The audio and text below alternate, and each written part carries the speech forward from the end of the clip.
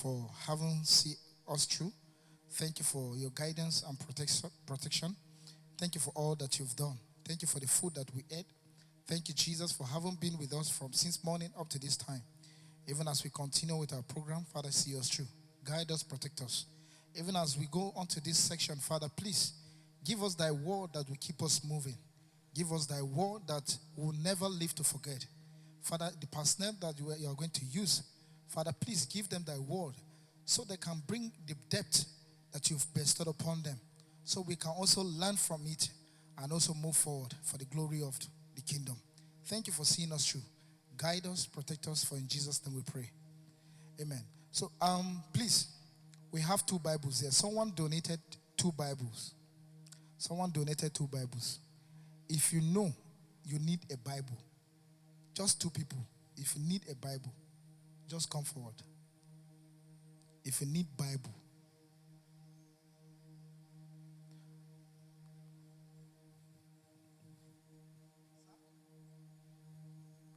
If you need Bible. Okay.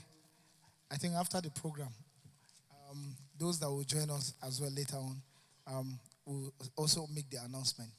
But if you truly need the Bible, you can meet me without coming forward. Just meet me. Just meet me. So thank you. Favor. My name is not Favor Kolao. My name is Favor Kumulu, but you can call me Kemi.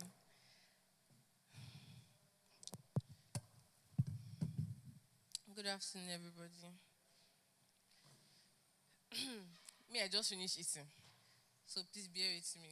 I'll be kind of slow because we just ate some strong meal. Good afternoon, everyone. So we're having a discussion on career development. I know most of us, or some of us, have businesses in mind and we want to grow that business, or we have a career path in mind, or we don't even know what we want to do at all. So we have like members of the youth that have careers, and we'll dig into their brain to know what drove them there and how we can learn from them. So we have 6 persons on our panel today, and we'll start with, ladies first, right? Should I start with the guys or start with the lady? You start with the lady, right? It's meant to. So we start with Tabitha Jirai, a well-renowned chef that we all know. If you are a member of this church, you should have tasted her food. So, yeah, we have Tabitha Jirai. Thank you. Please, come forward, come forward. We have to hype our women now. Come on, come on, come on. Then we have this person. He knows how to disturb somebody to marry. If he has not disturbed you yet, something is wrong. We have Mr. Enieka Gambu. Please, a round of applause for him. Stay away from him, Sha, because he will make you mad.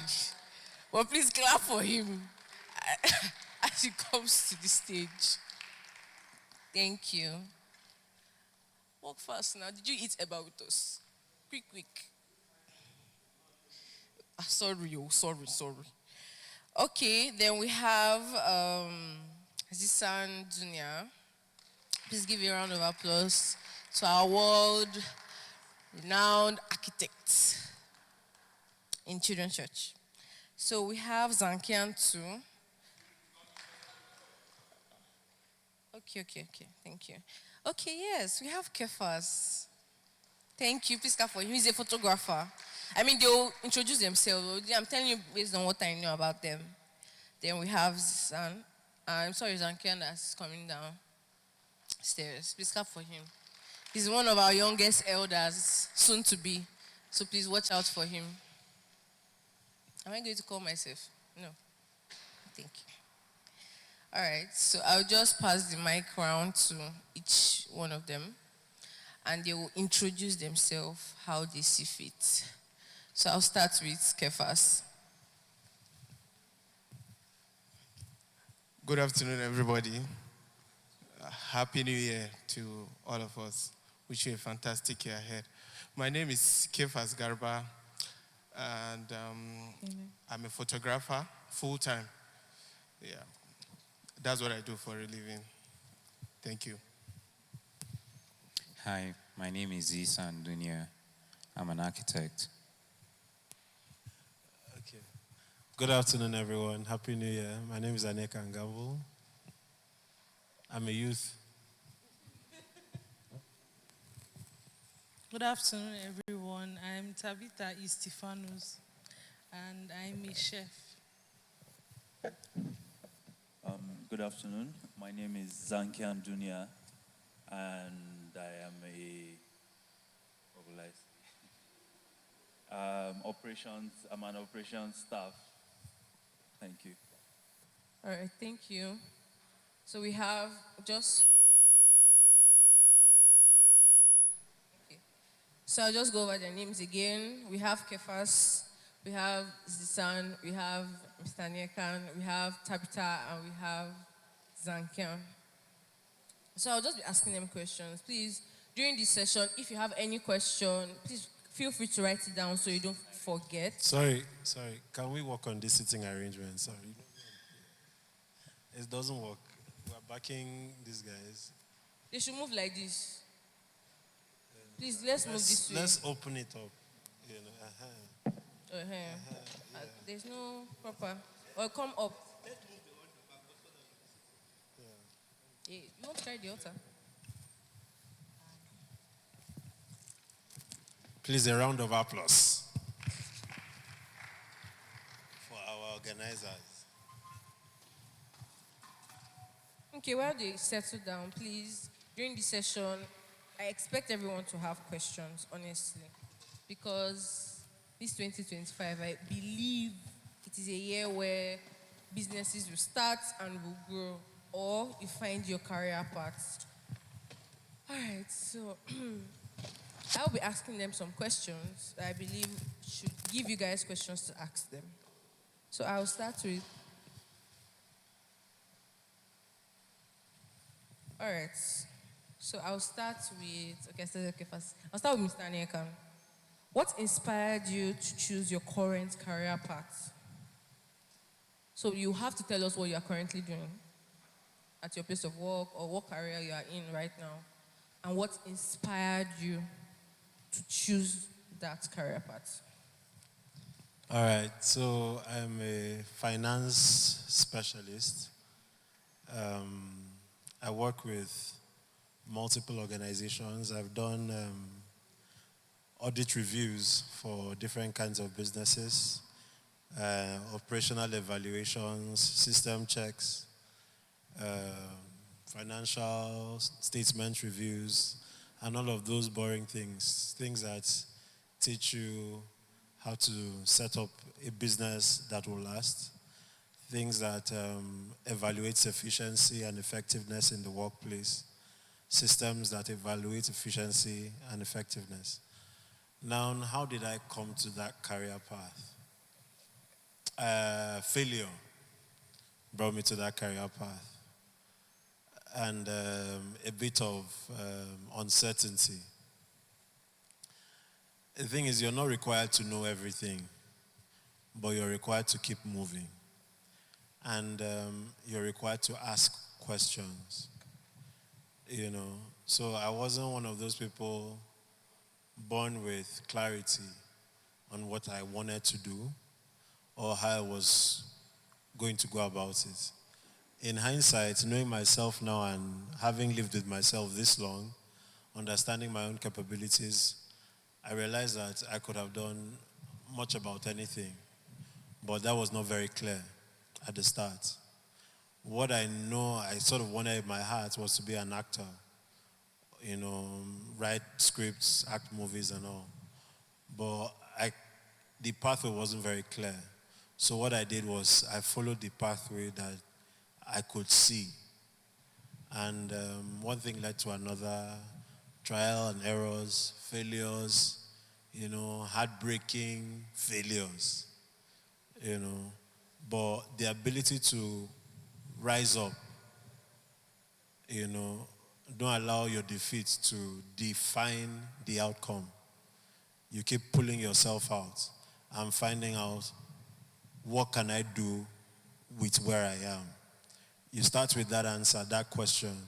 You answer it and put one foot in front of the other, and you keep moving. Sitting here assumes that we have sort of arrived at some certain place, but I beg to differ because the journey is continual. So I hope I've, to some extent, answered your question. Yes, please. Thank you. Please give me a round of applause. All right, I think I'll throw the same question to Zisan. What inspired you to take your current career path?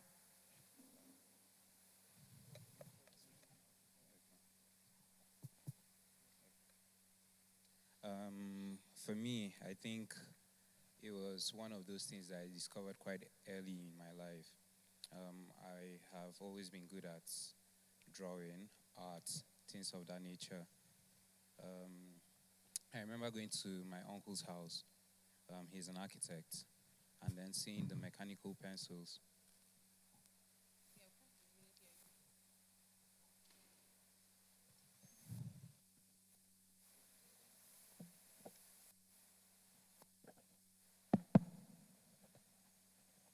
Okay.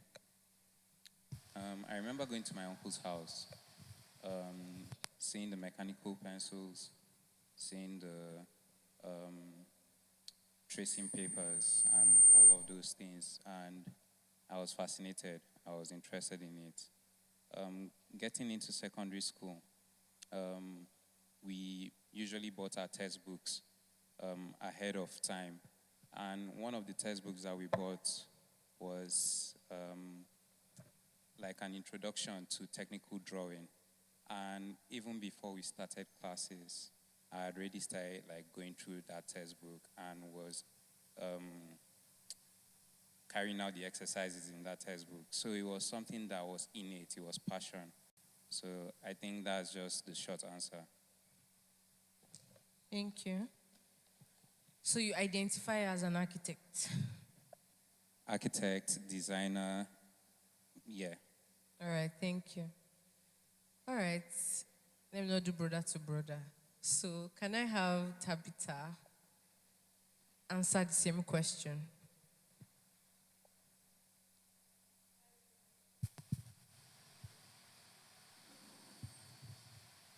So I would see myself as very lucky because it's like I always knew what I wanted to do. When I was much younger, around 7, 8 years old, my mom used to bake. So she used to decorate the cakes in the night so that we would not disturb her. Then I would always stay awake or wake up and come and meet her. For me, it was very interesting, like the art of what she was doing. It was like she was molding and stuff like that. Then I used to watch Food Network a lot. Most of the fights I had with my siblings that I can remember are fights to watch the TV. So I would want to watch Food Network and they would want to watch either Cartoon Network or something else. So it was there I developed my passion, and then I started reading, I started getting books, I started practicalizing what I wanted to achieve, and up to this moment, So you identify as? a chef, Thank you. self-trained chef. Wow, thank you so much. All right, Zankian.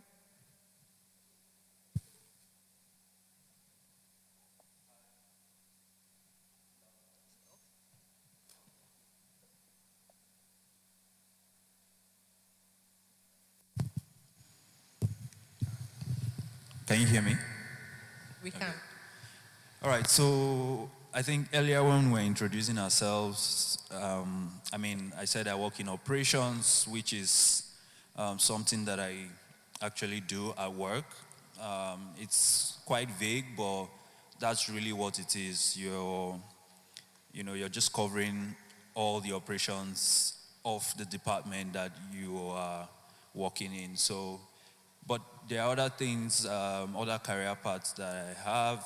I also, at least from school, I studied renewable energy, and so that's also another career path of mine. And then there's also business, right? Everyone should want to be a business person, an entrepreneur. So, yeah, those are three career paths that I have. And how did I find myself in these spaces? So, to start with operations, I think for me, I just stumbled into operations because it was something that I was good at. Growing up, I I'm not one of those people that okay, I knew what I wanted to do. I was jumping from. I mean, I started with soldier. I wanted to be a soldier first, and then I got into engineering. I'm like, oh, I want to be, and because I love cars, so I was like, okay, I want to work on cars. So I want to be an automotive engineer, and from there, I mean, not many schools in Nigeria will offer automotive engineering. So I said, okay, let me do mechanical engineering.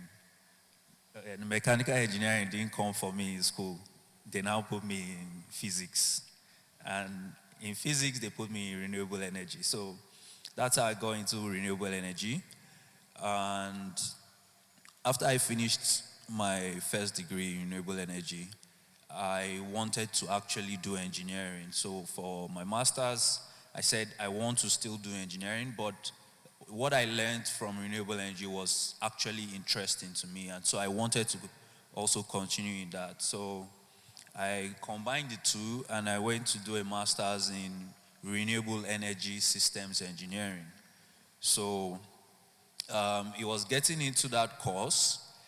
I learned a lot about processes, and the whole course was really about there's a renewable energy sector, but systems engineering is how can you make those systems perform best, right?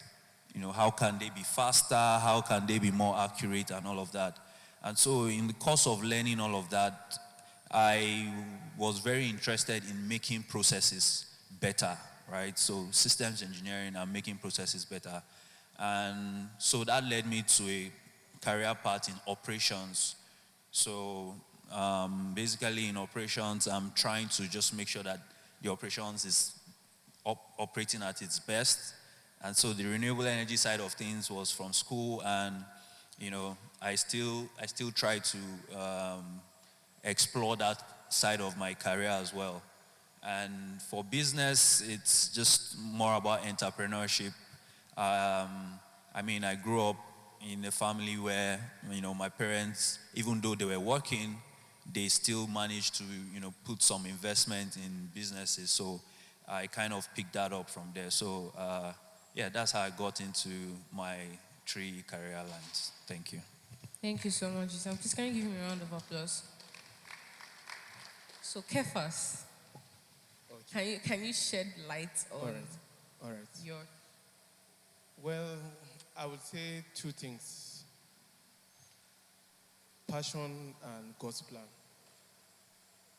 Well, I'm passionate about, seeing very beautiful pictures, knowing the lightning and all of that at the end of the day.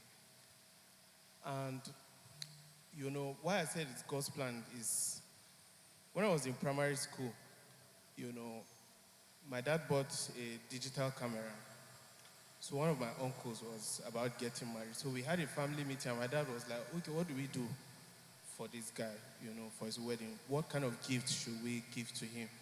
So after the discussion, we concluded that, okay, let's just take pictures, do an album, and give him the images, as a wedding gift. So I was selected in the take the images and all. I was in primary school then, anyways. So I took the pictures, I did my best, You're small and other photographers are pushing you away. They're like, go out and all of that. But I tried my best and I did it. But what happened was, after that day, they stole the camera. So till today, it's still hot anyway. So fast forward to when I got admission in school, I got a camera and since it was a hobby and something I was passionate about, I kept on pushing it, taking pictures, more of like fine art pictures, surreal pictures, things that talk about social issues at the moment and all of that. I wasn't getting paid for all of that anyways. I was just doing it because I loved to do it. So somebody walked up to me in school and I was like, Kefas, you can make money from this. Come and try shooting my event and let's see how we can. And that was how, I started photography full time. After school, I decided that, okay, I would get into it. And we thank God for where we are today. Yeah, thank you. Thank you, guys. A round of applause, please. So many touching and relatable stories on how they got to where they are and where they are going. So another question would be, in school or when you finish school, have you used anything you've learned, let's say in your university time, in your current career path?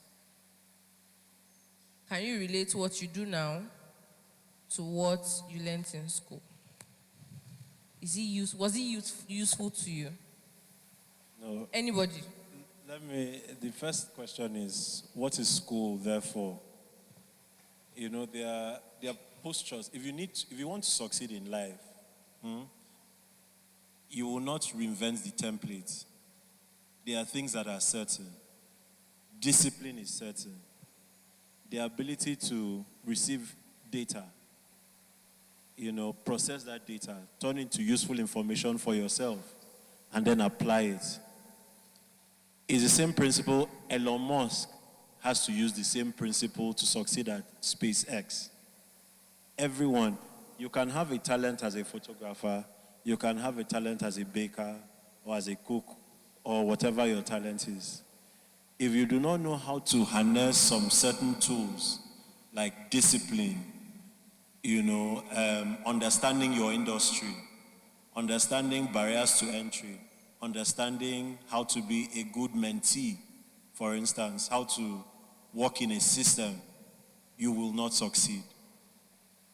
So school conditions you. I understand that is the problem. A lot of these conversations bother around the current situation of education in Nigeria. But that is not a statement to the system called educational institution. Because those institutions are there to teach you to debate, to teach you to listen to instruction, to share ideas with your colleagues, to have your own ideas challenged, to refine those ideas, to wake up at a certain time. You develop routines. Be consistent with those routines. You wake up at a certain time, you have lectures, you attend your lectures. If there are assignments, you follow through with those assignments, you submit them, you get a grading. So it even teaches you to appreciate your own success as an individual, So yes, I use those disciplines in my life. And I was fortunate enough that I did study management, and it sort of relates to the finance field. So I didn't want to answer the question narrowly. I wanted to answer with a broader perspective. Okay, so that's my take. Anyone else have anything different from what he has said? Yeah. Okay. Can you hear me? Okay. So, similar to, what my co-panelist has said, I think there is that probability, or there's the likelihood of people to see that, they think what they are studying in school is exactly what you enter the real world and you're applying that. what you study in school, it's maths, physics, all those things. And people apply all those formulas that I know the question is like, oh, I learned this formula in school. I learned Pythagoras theorem. Are people using it? Yes, right? I will come to my own side, but just to give context as well. A simple thing like, the the three sides of a triangle or a right angle that you learn in school, and they tell you, oh, what's the fastest distance from that angle to this angle, right? And the triangle is this way, and there is a long line between these 2 points. Now, for me, one realistic application I've seen of it is when you're walking on the road and there's a junction, right? But you're trying to turn to the right. You can either walk to the junction and then turn to the right. But you would see in cities, right, where people build cities, instead of, if they know that somebody wants to go to the right, they will still create another pathway that goes from this point to that point so that it shortens the time that you have to walk. And this is and it's a practical example of that, that formula that you learned in school that somebody has applied in a city road. And even when the city doesn't even build the road, there are sometimes you see that maybe there's a grass area, and then because people are trying to short that distance, I know I'm going this way, I'm just seeing grass. Instead of me to go like this, they start cutting across because it's the shortest distance. And then before you know, that whole place, there's no grass, and it now looks like a pathway, right? So that's mathematics being applied in real life. And so for me, in my place of work, I do apply, things that I learned in school. While I was doing systems engineering, I do apply. I think one of the courses that I learned was process optimization, which is trying to make a process better. And yeah, it's something I do apply every time at work. Thank you, Tabitha. Okay, I think yeah. School just teaches you how to be smart. You get. That's what I learned in school, to be smart at the end of the day. And when you want to build like a successful business or whatever, you need that smartness. In as much as you have to work hard, but I think working smarter, what happens is when you get to school, your brain is going to open and you get to learn some things. And at the end of the day, you can now put all of those elements into business. Even from the financial aspect, before I got to secondary school, I don't used to collect pocket money, but then I started getting pocket money even when I got to university. And then you have to manage, that like the fund for a period of time at the end of the day. So it teaches you that. And at the end of the day, when you start a business, it's just on a larger aspect you're looking at. So you're managing all those things at the end of the day. So those are the things I learned from school. Yeah. I would also agree with all they've said. When I was going to university, I didn't want to go. I was one of those people that, because I felt I already knew what I wanted to do, I didn't want to go to school. Not school per se, but I didn't want to go to a university. I wanted to go to a culinary school for just it's about 18 months. So, and my dad was like, no, you must go to a formal university. And it was a very big issue for us. There were some people that were on my side. There were some people that were on his side. And I ended up going to Covenant University. I did business administration. I studied business administration. What it did to me was it gave me like a blueprint of what a society is and how you can, even that thing you want to do, how you can that's like your practicals on the real society. So we used to have these trade fairs that we do, and it really opened my mind to what business actually is.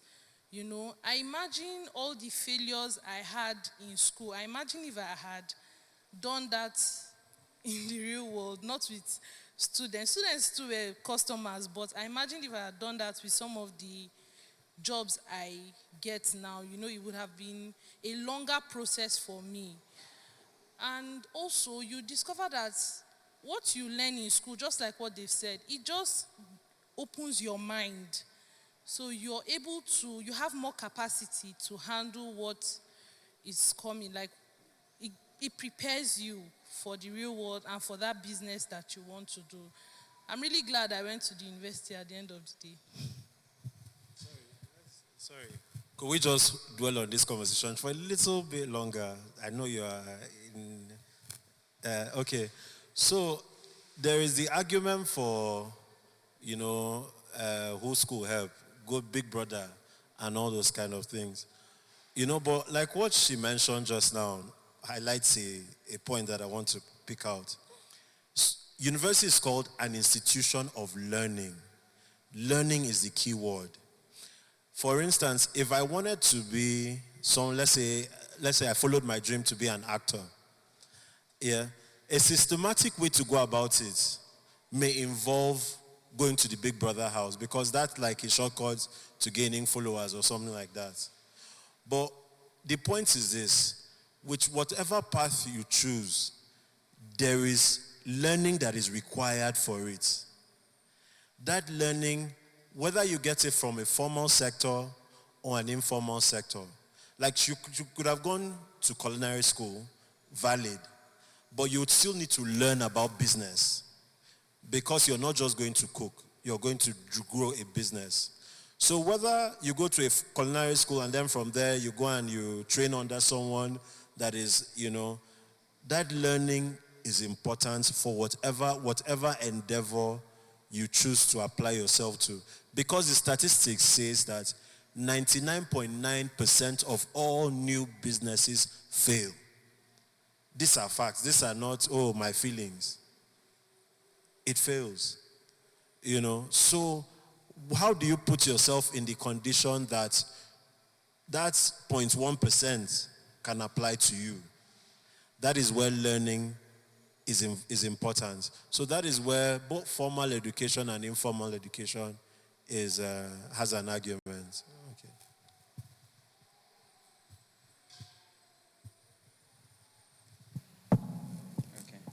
Okay. I'll look at it from this perspective. I know quite a number of us are looking to get into the university. Quite a number of us are looking to get into school. And it can be very daunting when you see your colleagues getting into school and you're not there yet. The key thing, like Anyeka mentioned, is learning. Today I make money offering graphic design services.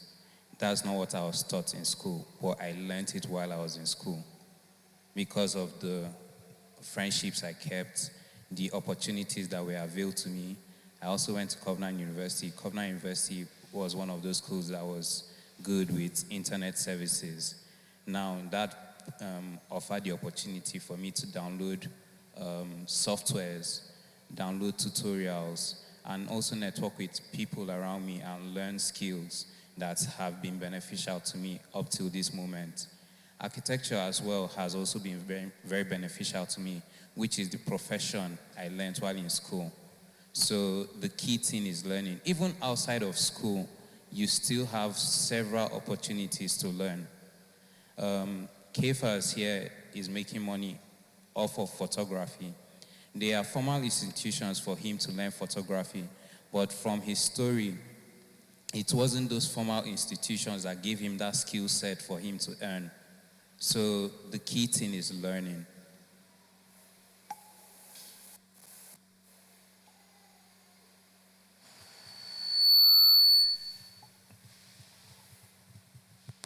Can you guys hear me? Can everybody hear me? Okay. It's working now. Okay, thank you. Okay, so question to I just throw it to you guys. In your learning process, you fail countless times, right? What kept you going?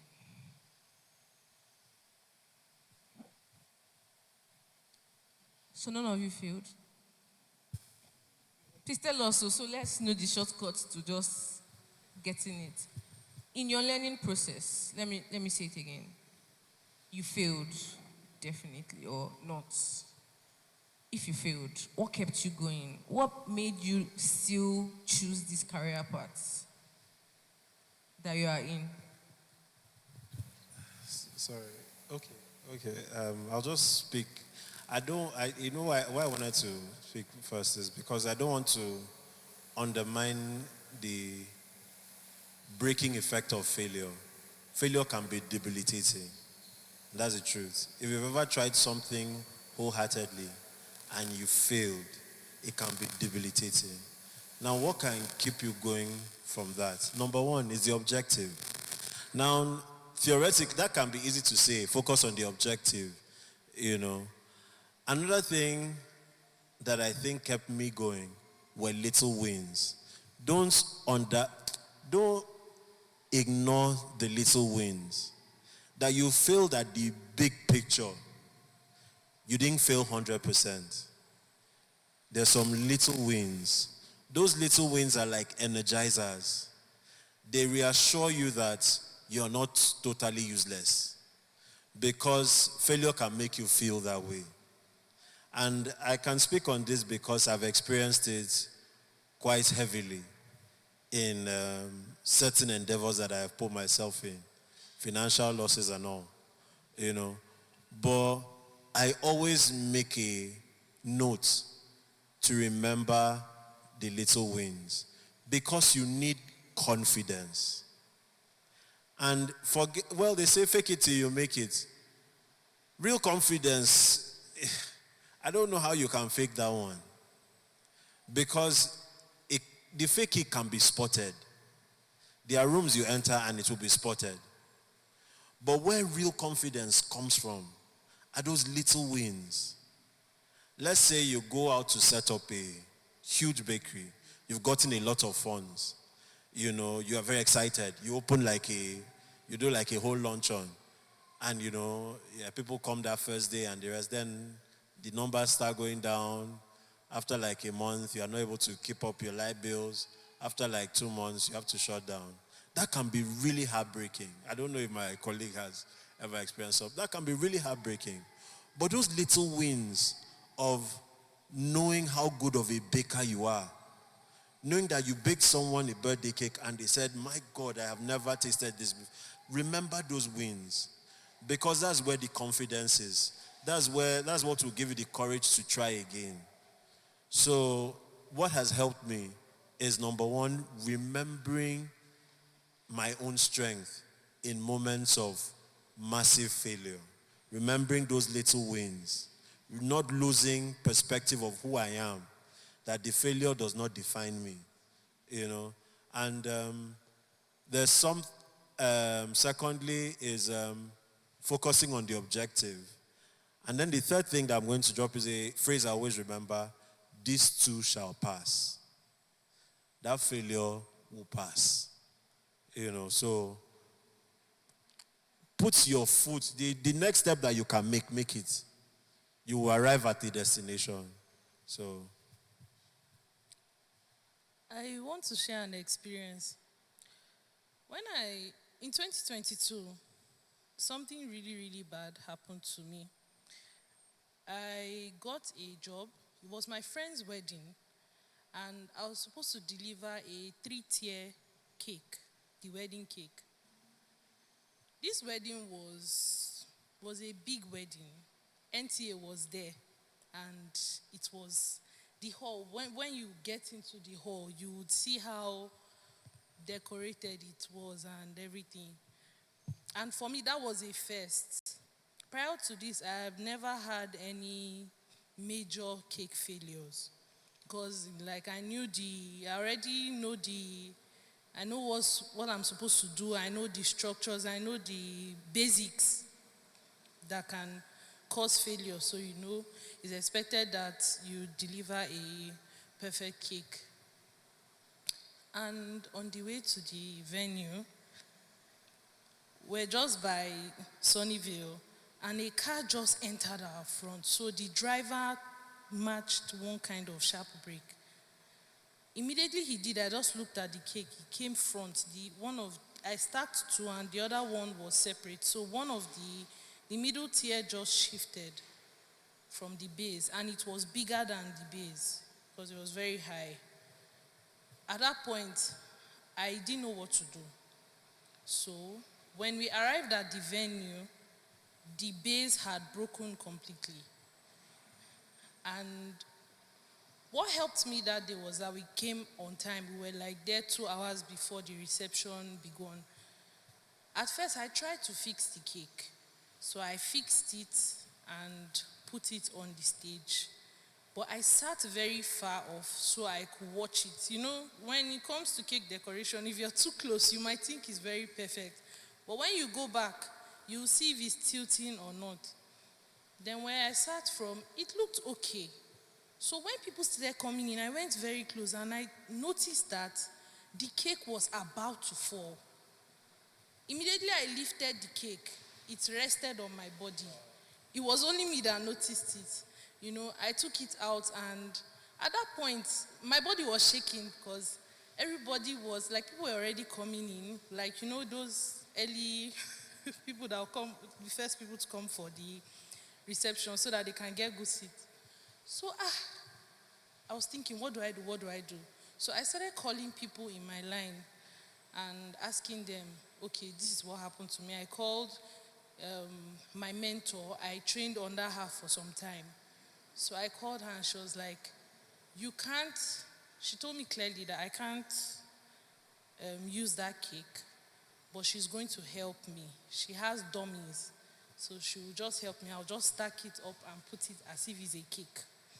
You know, and they used dummy for their wedding cake. Nobody knew it was dummy. It was just myself, the bride and the groom. We were able to stage the thing well.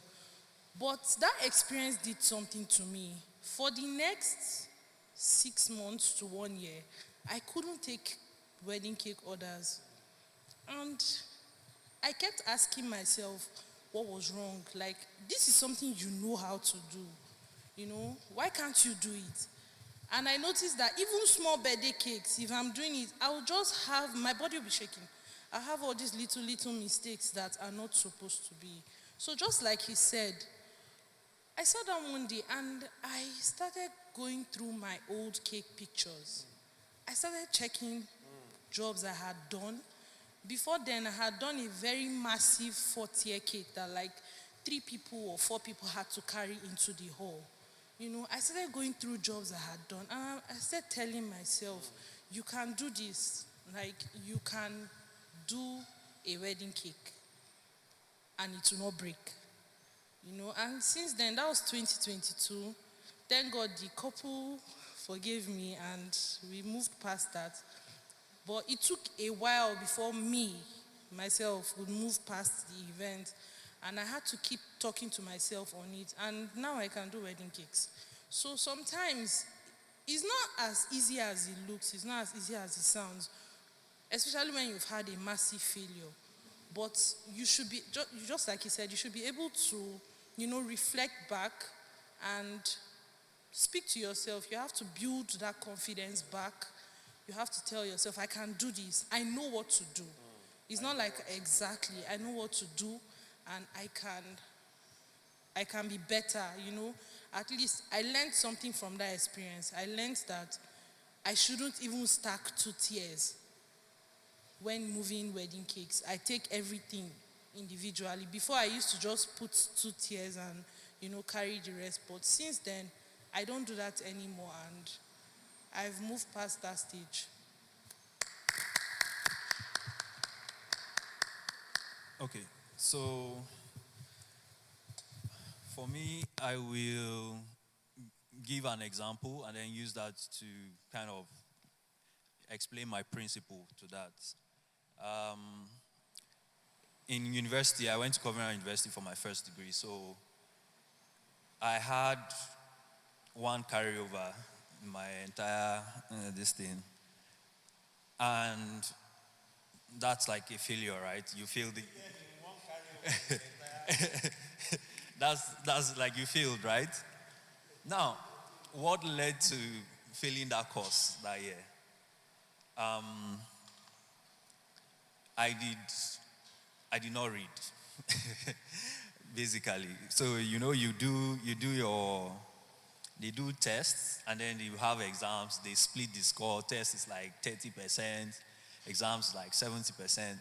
So when they were doing the tests, I failed to prepare for the test, and I did not do well. But then I'm like, okay, there are exams, you can make up for it.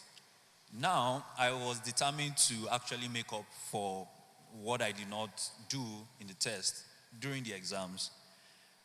However, the exam I had before that paper was a practical exam, and it was a physics practical.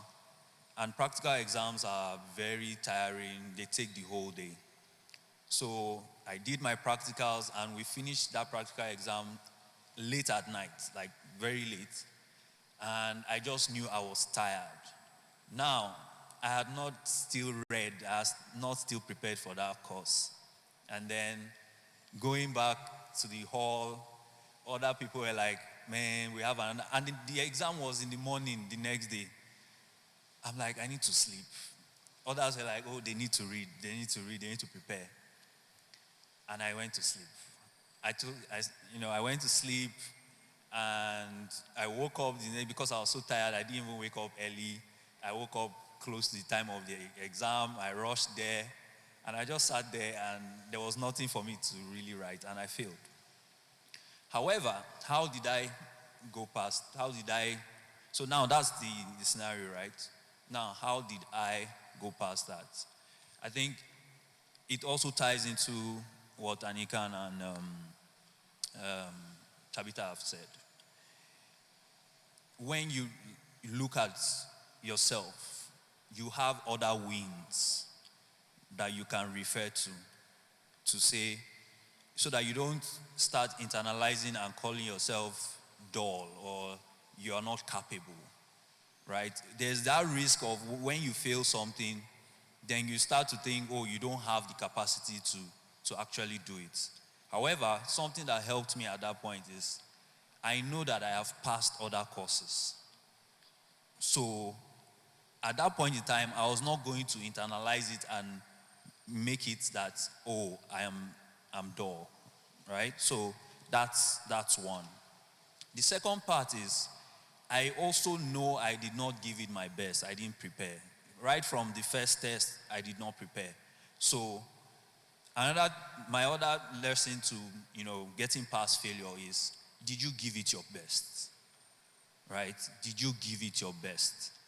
If you did not give it your best, that's where the risk comes that you start to, you start to blame yourself.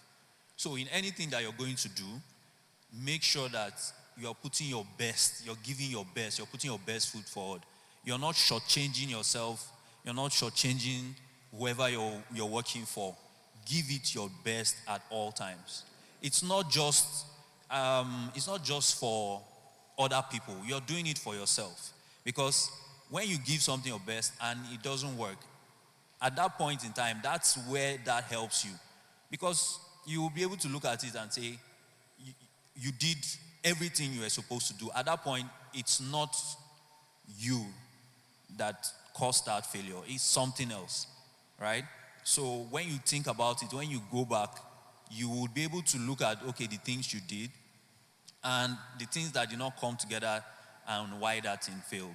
So always give everything your best, and that helps me.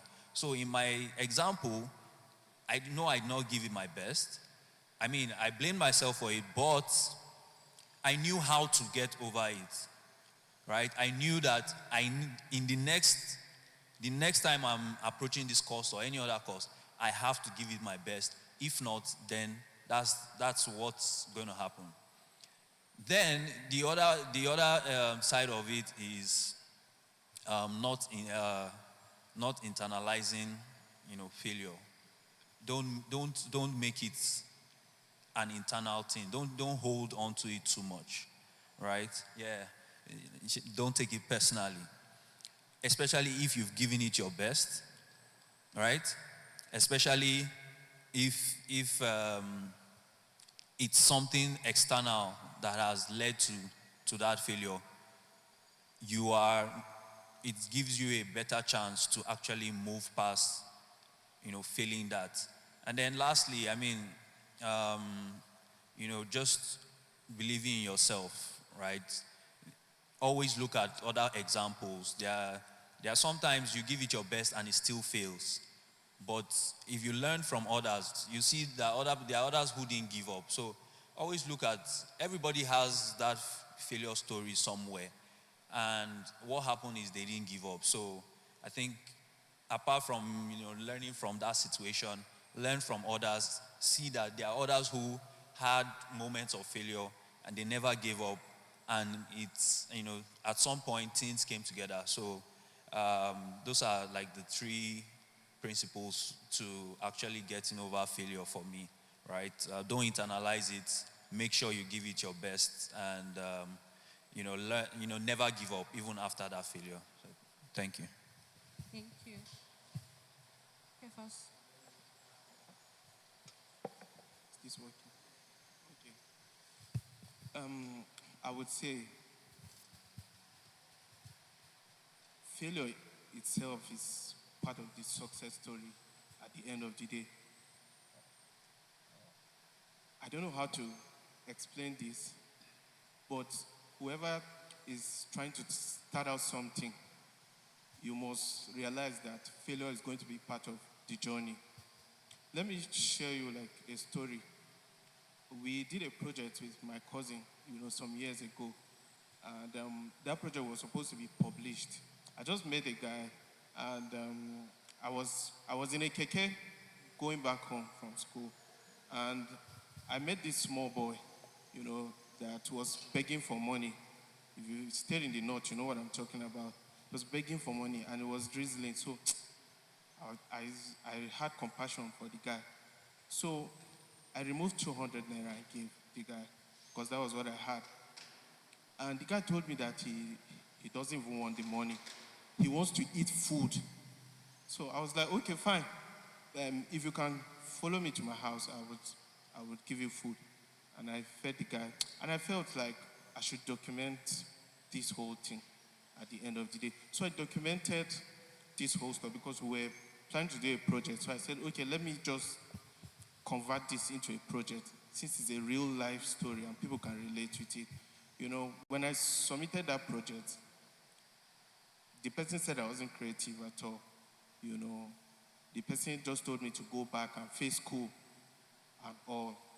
But a year later, that same picture featured on Abuja International Photo Festival. That was in 2019. And that was the same thing at the end of the day. Sometimes failure actually is perceived from external part of your journey, not the internal part of your journey. Also, let me just give this example. In your journey, let's assume, okay, we have 1, 2, 3, 4, 5 steps here, right? We have 5 steps here. So let's assume the 4 steps that you need to climb to get to this. This is success. All of them are failure. So let's start with 1. If I take the first step, how many no's do you need to get to this place? You have 3 more no's. When you take the second step, you have 2 more. When you take the third step, like that, and then you get, so it's part of the journey. You need to embrace it at the end of the day. Let's draw examples from the Bible, because I'm sure we're in church and we're doing church stuff here. Look at the story of Joseph.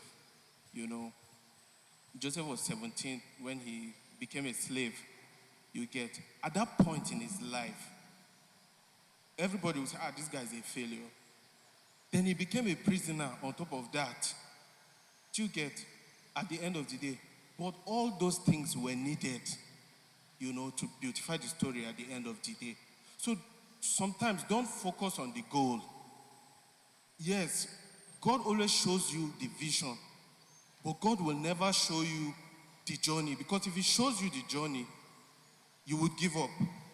If Joseph was told that he was going to spend like 13 years before he becomes a prime minister, he would just tell God, I beg, leave this thing.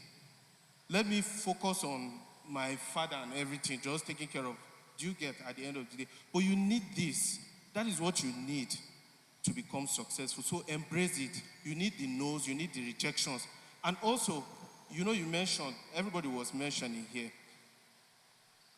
Chef T talked about something that I learned. She said that what failure made her realize was a need for improvement. When you fail, your eyes will be open. You get to see your mistakes at the end of the day.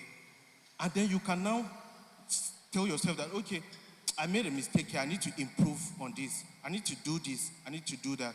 Let's look at the bulbs.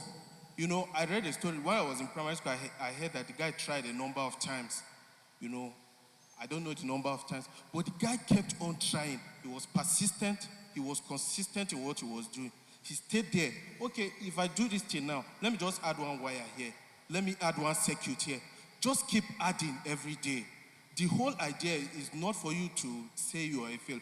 Get better every day, 1% better every day. We're in January, and we have about 300 and something days to go, right? Now, even if you tell yourself that you're going to get 1% better every day, before half of the year, you've already gotten 100% better. You've doubled up.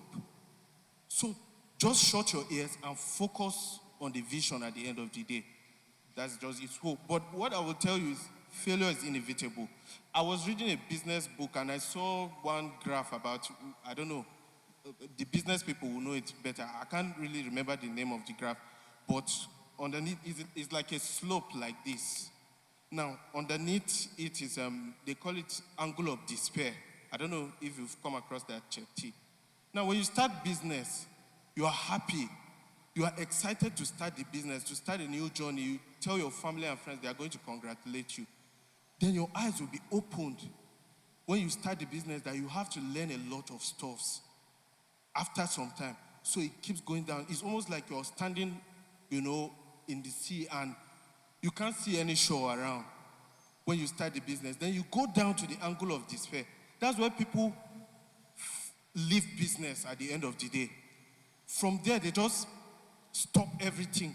That angle of despair is a time of failure, is a time of test. And I will tell you, more than 50% of people quit from that part of the business. But from that part of the graph, if you continue learning every day consistently, persistently, then you would have success at the end of the day.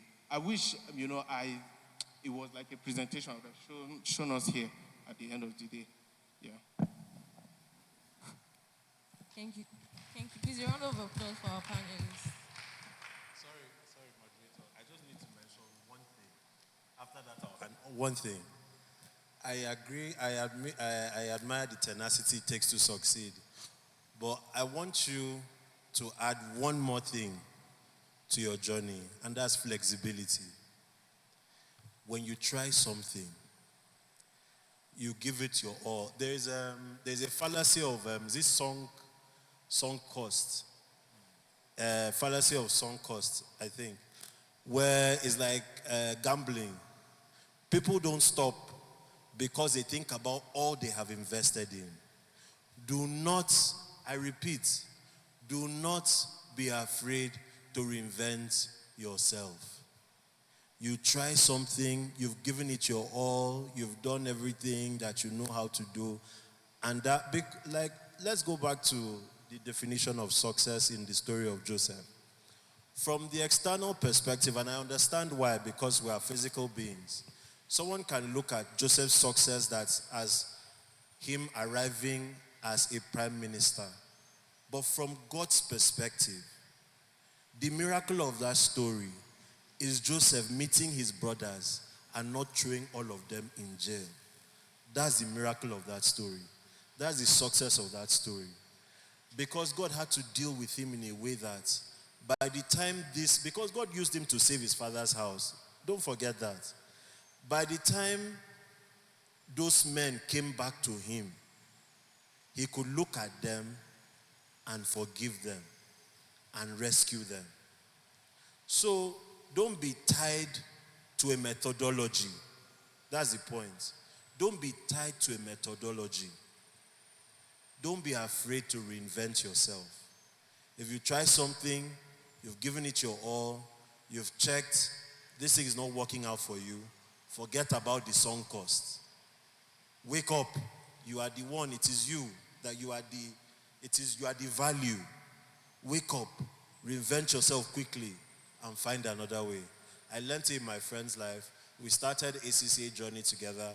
She kept failing. At some point, I used to laugh that, we'll carry this your money and open shop for you.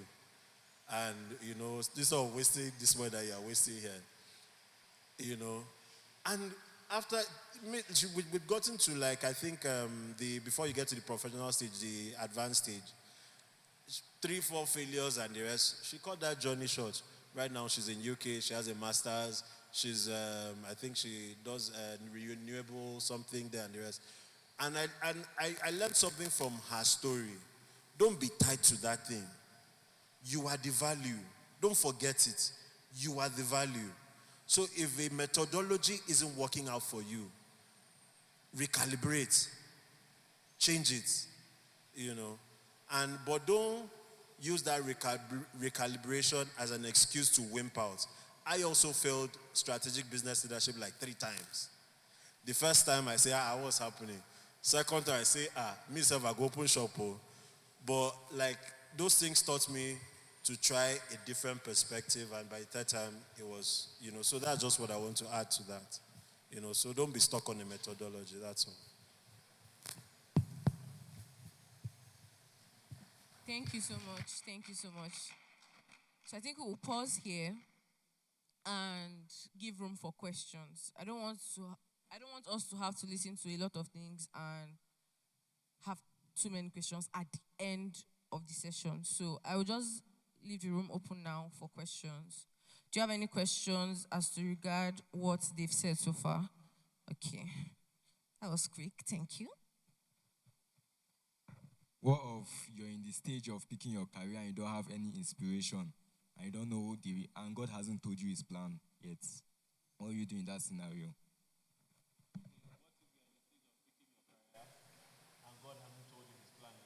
And he doesn't have any inspiration. And you don't have any inspiration. Okay, what I would ask the question. Inspiration. He doesn't have any inspiration. I'm very careful when it comes to spiritualizing stuff. I'm very, very careful. Like I said something. You are the value. It is you that God is interested in. Methodologies vary. You are the one God is interested in. Where are you right now at this point in your life? That's the first question. Sit down. Be very systematic. You understand? I understand saying fasting and praying. Those are very valid. And you should do that. Everybody should do that. I understand sitting down and praying, God, what plans are you? What are the plans you have for me? What are your thoughts for my life? What should I do next? And all of that. Keep those prayers going. It's not one or the other. It's not binary. Do you understand? Both of them can exist in your equation. But then the next question is, where you are right now, what is in front of you? You're in school, right? You finished which university? Let me talk to him. I'm about to write my JAM. You're about to write your JAM. Exactly. So the decision is about job. About job? Yes. What I will study in the university. Okay, what you want to study in the university. That's what the question is. That's a valid, prayer point and question. What are your strengths? I'm good in calculations. You're good in calculations. Okay, where do they lead to? Mostly engineering. Eh? Mostly engineering. Mostly engineering. What part of engineering are you interested in? I'm not sure of that. You're not sure. Okay. That's something you can sit down and think about. You understand? While you're still praying, while you're still praying about God, I want it to be clear. I want it to be systematic about how you plot that graph. I'm not one for spooky revelations and all of that. In fact, it gets waiting I go see for my dream, I go pursue them. You understand? So be very systematic about that decision while you are praying. It's not one or the other. What are your strengths? where does it lead to? Follow that journey and succeed one step at a time. You know, when Joseph had a dream about about his brothers bowing down in front of him and his whole family and the rest, he didn't know what it meant. He didn't know the journey, you know. So what happened? You went to go and find your brothers one day. They kidnapped you. Next thing, they sold you. By the time you know you're in Potiphar's house, what can you do with the situation that you are in? Oh, while you are praying, God, why am I in this? Why is this happening to me? I thought you had different plans for me, blah, blah, blah. But you're in Potiphar's house. What do you do then? You serve faithfully. And that's what he did. He served faithfully.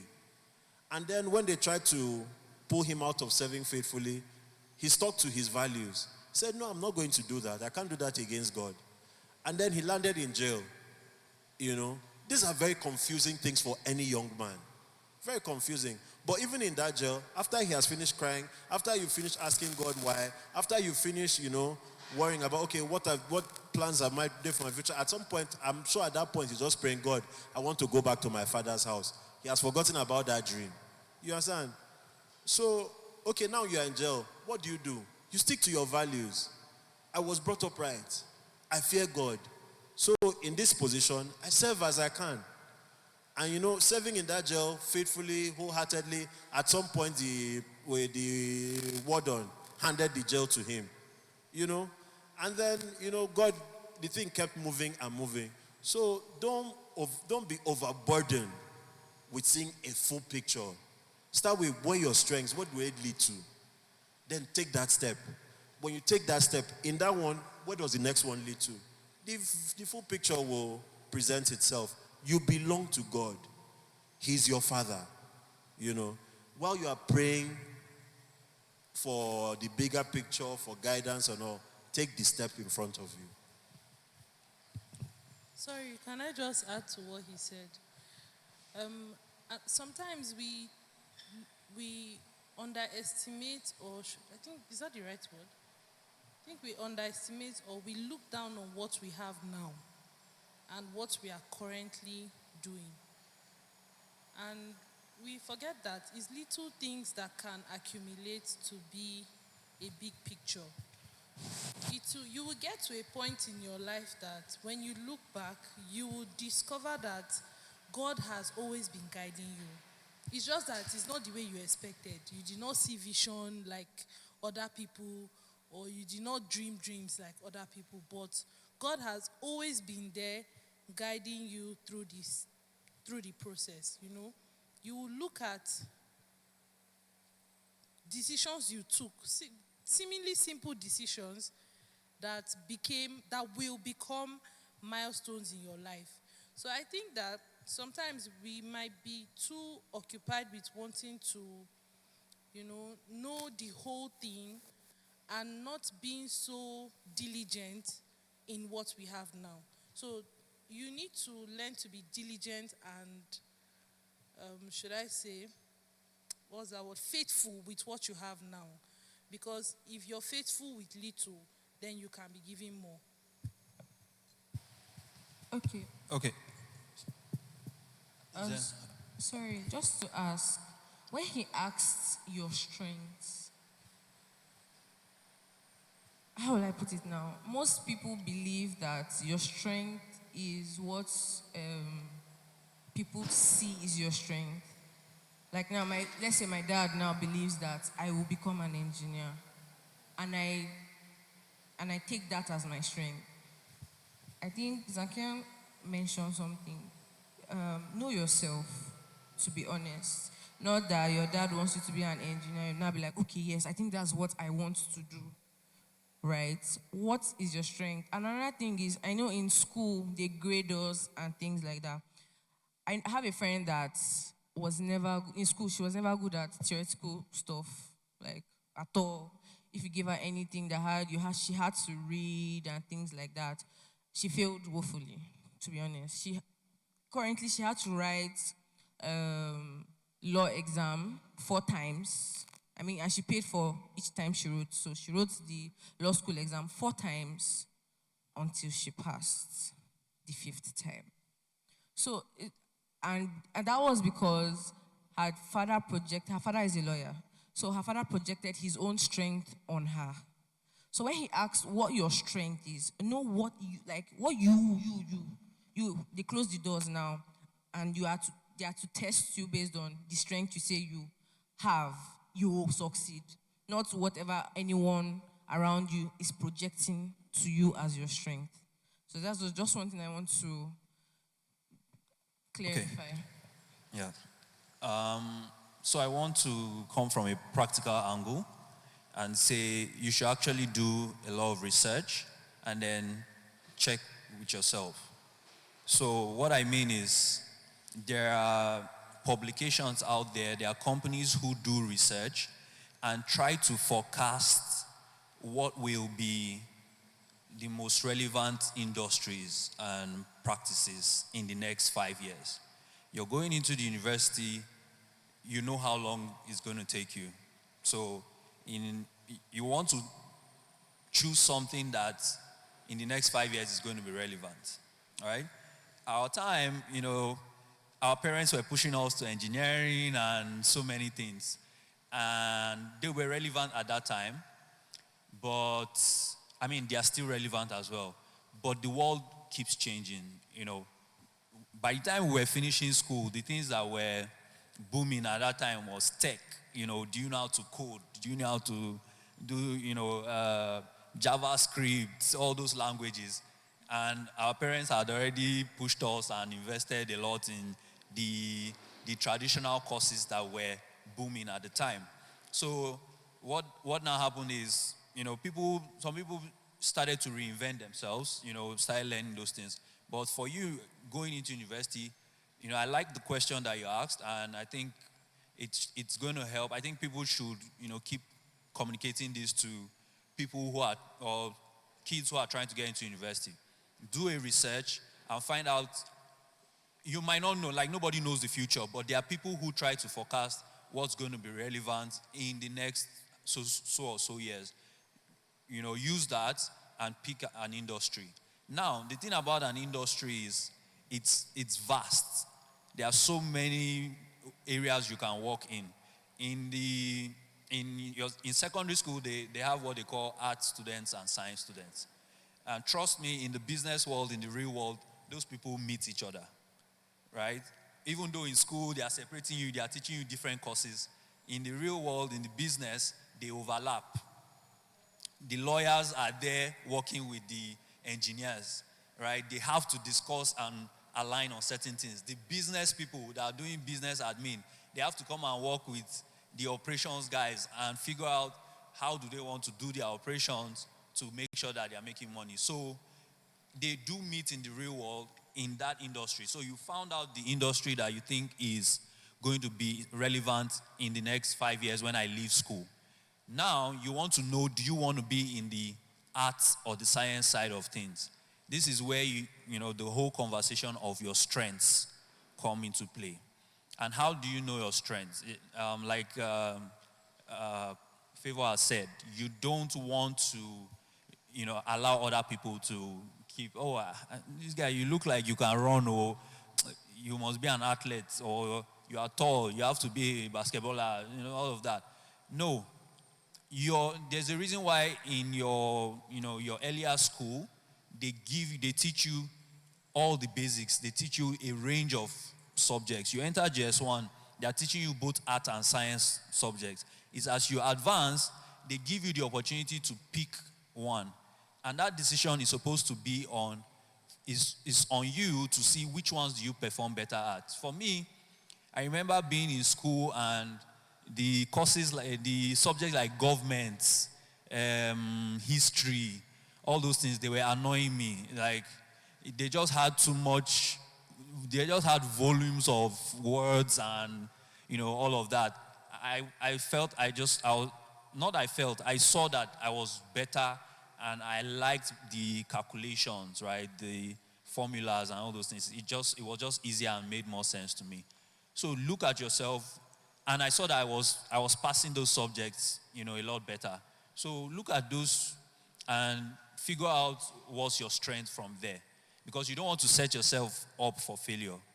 Yes, you have picked an industry that will be relevant. You now go and enter school, and you're struggling because you want to enter that, in school they will give you tests.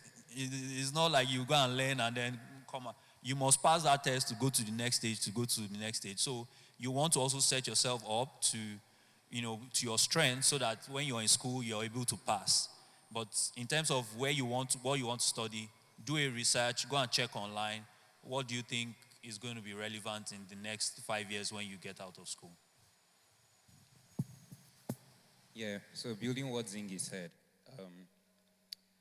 know your strengths, look at relevant careers within your strengths, and pick one. Don't get into that trap of wanting to decipher which one would be the best. Just as Ingia said, you need all these various careers intertwining, bouncing off each other. So if you focus on your strengths and you lean into your strengths, you go through your program very easily without having to stress about it. Like, for me, I've never really had much challenges doing whatever I do because it's pretty much second nature to me. And even with the last question when they talked about failure, so when those challenges come, if you don't do something that comes to you easily, you will be grinding. It will be hard work. And you don't want to be doing hard work for the rest of your life. You want life to be soft life. You get. Do something that you can do easily without stress. And then your attitude to it, you should want to be really good at it. Every day, just like he said, 1%. Just be getting better at it every day. And it will be easy because you have that passion for it. But if you don't have that tenacity for it, you find yourself on one lane.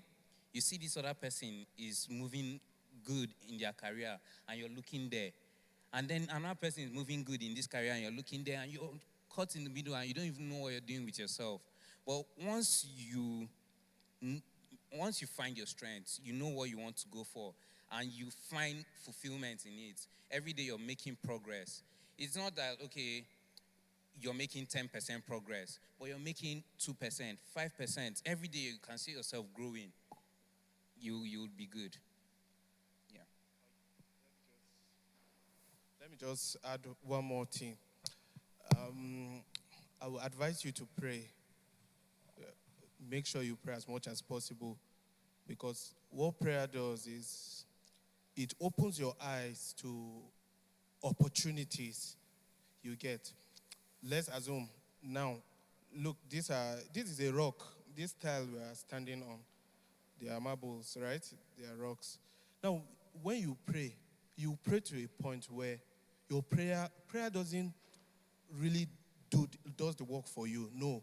What prayer does is it helps you see opportunity at the end of the day. So you can now realize that, okay, this rock, I can convert it to tiles and make money. And maybe I know how to do it. That's where strength comes at the end of the day. God speaks in a still small voice. When you pray, God will now tell you that, oh, I don't know your name. What's your name? Silas. Okay. God will tell you in a still small voice. He will start suggesting to you, oh, you know how to do this thing. That is where strength comes in. You know how to do this thing. You know how to do this thing. When you add this thing and this thing, do you know you will get this result at the end of the day? And that's what happens at the end of the day. So try as much as possible. Adding all this plus prayers, I'm sure you are going places in Jesus' name. Amen. Thank you. All right. Sorry, after her, any other question? Okay. Okay, so you, my name is Natalie. Natalie. Yes. But you can call me Nat. Everybody calls me Nat. So, you guys talked of if you're pursuing something, it be career, school, whatever, there should be a point that you are flexible to be able to switch from one to another. And there should be a point that you press on, you push on. So how do you know when to drop something and pick up another, and when to actually persist with that thing? How do you differentiate, or how do you know when to take those actions? Go ahead. Just like Zingi said, or Zankian said earlier, you would know when you have given it your all and it's still not working. Sometimes, even in your career path, self, there are some things you will venture into and you will see that this thing is not working. So the truth is there's no formula to it. But you will just know when it's not working. It gets to a point where it begins. It's not like you faced one challenge and after just that one challenge you decided to give up because you felt okay, it's not going well. But when you have repeated issues and those repeated issues are not coming from you, it's not coming from, let's say, laziness or factors that you can control. They are coming from factors that you cannot control. Then you know that you have to find what would work for you. So you just have to sit down, look at the issues. Why is this thing not working? Is it because if it's something like I'm not skilled enough, you can now say, okay, do I want to get more skills? Like, do I want to train myself more? Do I want to work under somebody that is a professional so that I can do this thing better? Or do I want to, or am I not interested in it? That's another thing. It gets to a point where sometimes some people are so frustrated by something, they've tried it over and over and over and over again, and they just cannot find that interest anymore. But I think the major thing is looking at the factors that are causing it not to work. And if there are factors that you cannot control, then maybe you might have to look for something else. Let me approach it from. Thank you very much. That was very. Let me approach it. That's a very good question, and that's challenging the ideas that are coming from this side of the bench. Let me approach it from a very different, not different angle. Social media now, Vicky James, something. Yeah, you know her, right? You know that at some point she wanted to be a makeup artist, and that didn't work out. And she started doing what she does now that we all know her name. I think the process of deciding is very important. I know money is a huge factor, seems to be a huge factor in these decisions, but I will beg to differ. I think it should not. There are things that are timeless. Creating value is timeless. No matter how the sector changes, no matter how the world turns, the people that produce value, money will follow those people. So if you make money the objective of that decision process, you're already veering it, you're already approaching it from a wrong perspective. And a pointer should be when all the doors are shut, all the wells are dry. Even in, like I said, even in massive failure, there are little wins that give you that confidence that, But when you're in a situation where you don't have the little wins and the major win is nowhere to be found, that should be a pointer, So start from the place of value. What do I want to contribute? I know you are young. And I want to also I want to speak to my millennials as well. You know, Gen Z, you guys have it easy. Honestly, the options are numerous. But our generation, the only decision was shut up and do as I say. Even when the person was there saying shut up and do as I say does not know the way.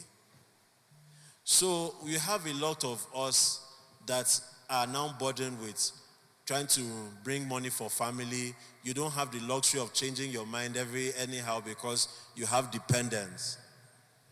You know. But I also want to speak to those people.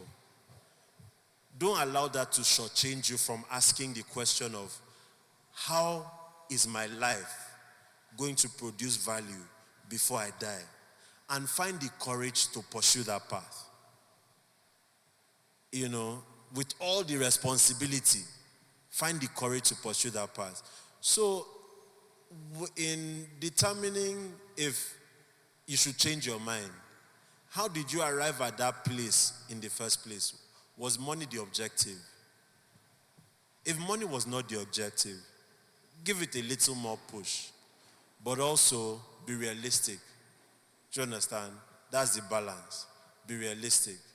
You know, if you don't have little wins and there are no major wins, there is nothing, everywhere is dry, then reevaluate your decision to follow that pathway in the first place. You know, so that's why I say don't be stuck on the methodology. You are the product. You yourself are the product. It is you that people will pay for. The methodology can be any way.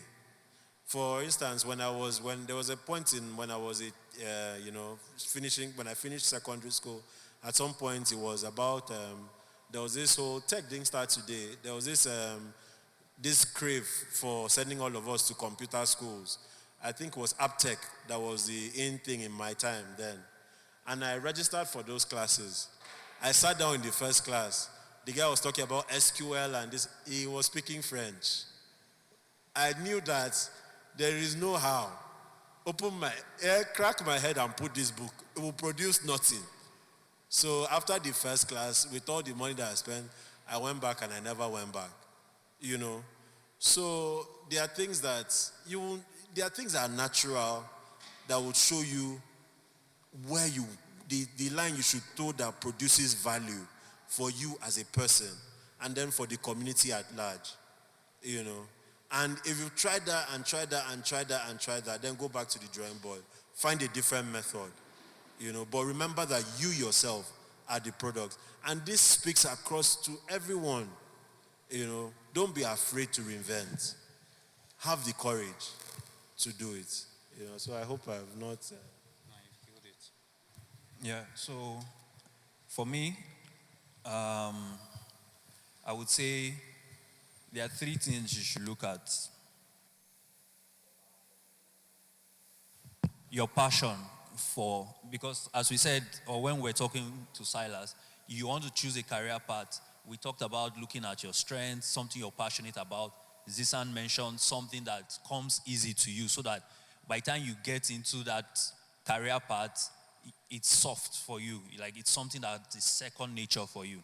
So the question you should be asking yourself is, has my passion started to wane for this thing? Because yes, you took the right decision to choose something you're passionate about, something that you have strengths in, right? And something that comes easy to you. But if while you're trying to, pursue this thing, you're failing, and it actually gets to, take away that passion from you, then I think that's one point that you can say, oh, I want to be flexible, you're no longer passionate about this thing. But if that passion is still there, you will still want to try, right? So if your passion has started fading, or it has faded to that point where you're frustrated, like Tabitha said, I would say that's a point to be flexible and pivot. The second thing is capacity.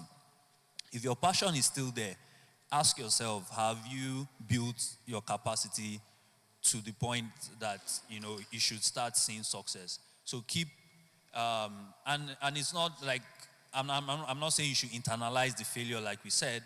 It's just learn from the moments that you tried and just keep learning. There's always something to learn. 1%, 2%. Just keep learning because this is something you're still passionate about, right? So when you tried it, it didn't work. Check what made it fail. Improve on that. You try again. If it failed again, you're still passionate about this thing. Check what made it fail this time around. Improve on that, right?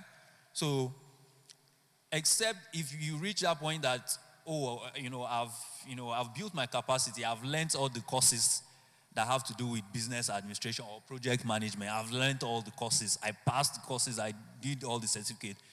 You've built your capacity. You've built your portfolio to a point that it should be good enough for success. If it's still not successful, then you might want to be flexible and pivot at that point. Then the third one for me is, I can't remember, but it's basically if you don't, I will call it resources. Right? This is something you're passionate about. It's something that you've tried to build capacity as much as possible. Now, the question is, do you even have the resources to keep pursuing that stuff that you're passionate about? You have to be realistic with yourself. If to build capacity, you have to go and learn a particular course, and you don't have the resources to learn that course, you will not go and steal, all right? At that point, you might want to pivot. You try and get the resources somehow, but it might be a short-term pivot, right? Your passion is still there for this, but you don't have the resources. So you might go do something else that, can easily give you resources so that you can come back to pursue your passion. Those are times to be flexible. For me, those are the 3 moments I would say. If you see such signs, then you want to be flexible and pivot to something else. That's my... Hope that answers your question. All right. The last one, till we continue. Praise the Lord. Okay, my question goes to the uncle at the middle. Yes. So you talked about Joseph. You talked about Joseph when Joseph was trying to do apprenticeship. And when we were growing up, we had parents or uncles that we call you and tell you to go and do apprenticeship, where you spend 6 years, 7 years. Then at the end of the day, you are settled by your master. And I'm coming from such region. I had mates that did apprenticeship, but when it comes to operations and running what they have learned, they are really doing well. But when you bring your eyes down, you find out that they are having some loopholes, serious loopholes, and they don't know about it. So I want you to create a balance for me, or for those of us sitting down here, on the place of, because apprenticeship has a plus benefit. So I want to know how to create that balance. Because I also had a friend when we were in secondary school. The father had the concept of apprenticeship, but wanted him to do apprenticeship and go to school together. So when he comes back from school by 6 o'clock or 5 o'clock, he goes to the mechanic workshop. And at the end of the day, that guy was confused. So please, on pursuing our career, how do we bring in apprenticeship? Because I want you to balance it in the standpoint that apprenticeship gives you a holistic view of what you're about to do, how to do it yourself. When you go for some formal trainings, you will be asked to do just a practicum, one practical. But apprenticeship is something that you'll be doing for like 2-3 years, and you are involved. So please, how do we create a balance on apprenticeship and or a former career, even though I want to be a mechanical. Sometimes I did building technology, and I have a scenario. I was in River State. We had to do a foundation in a waterlogged area, and somebody that went to school for 6 years could not even do a raft foundation. But I was just a year in school. I could actually do that raft foundation because of apprenticeship. So I want to know, how do we balance apprenticeship and career and former career?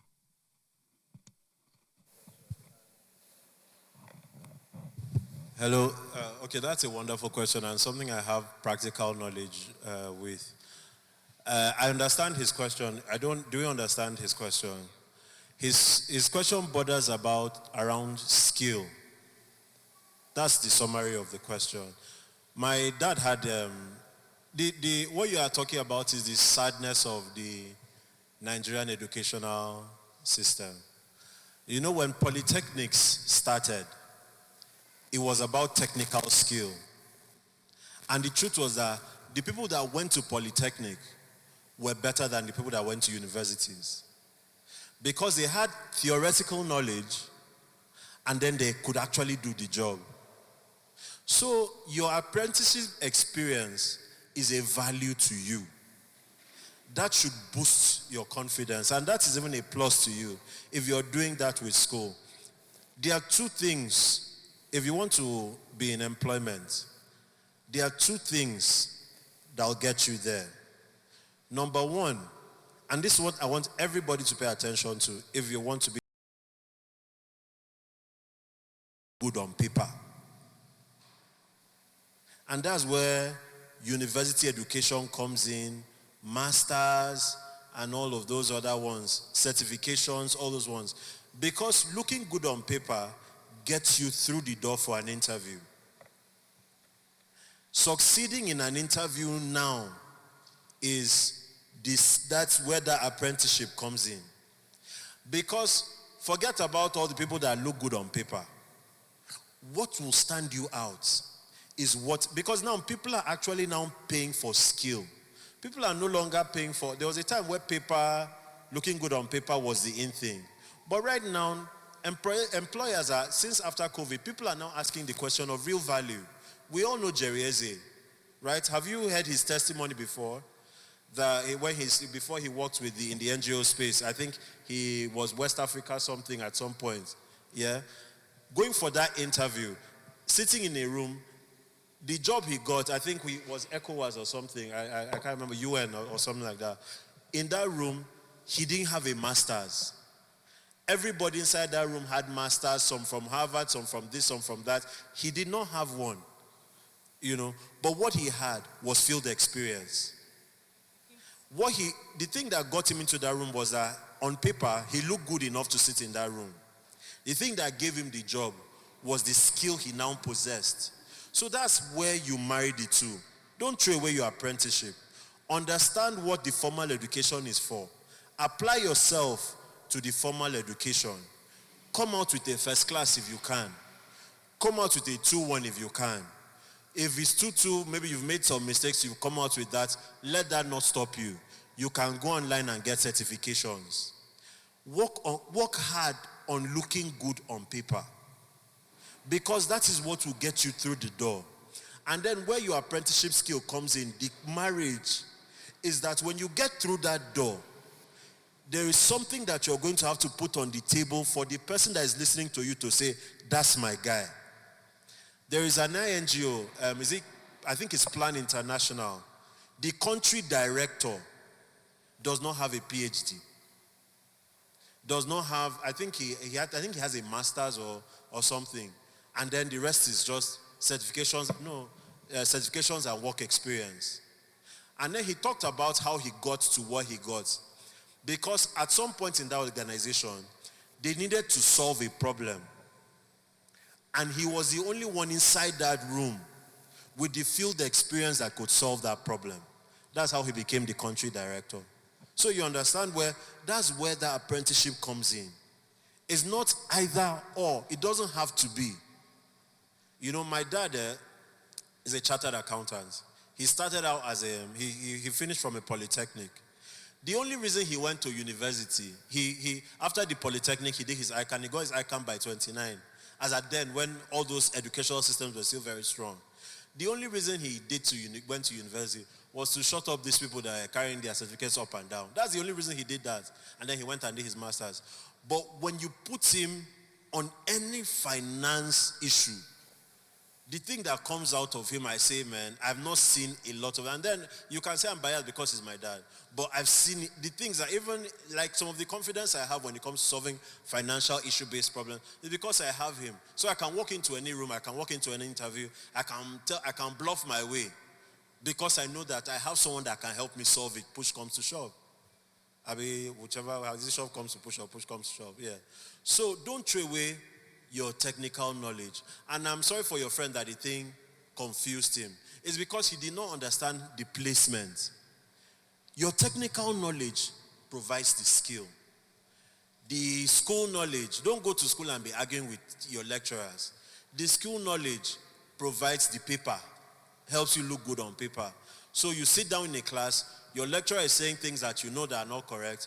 You don't argue with him. He wants you to answer the questions a certain way, especially Nigerian lecturers. You know, Nigerian lecturers have a format for grading. They want you to answer it the way they want you to. You answer it the way he wants to receive it.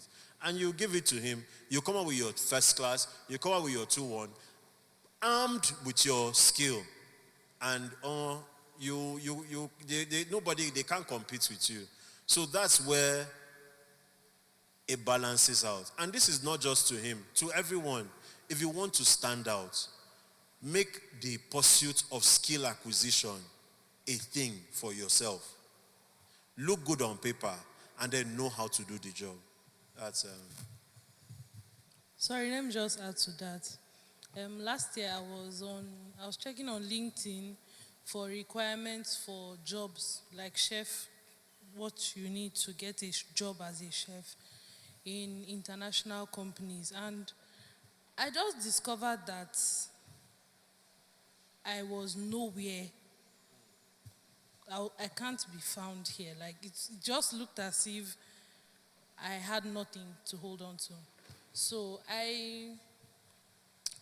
just to add to what he said, sometimes, even if you have the skill already, you need to be able to prove it before people can even talk to you. You know, then I decided to I didn't have money. I didn't have money to, register for a culinary school and things like that. But I just decided to start with food safety course.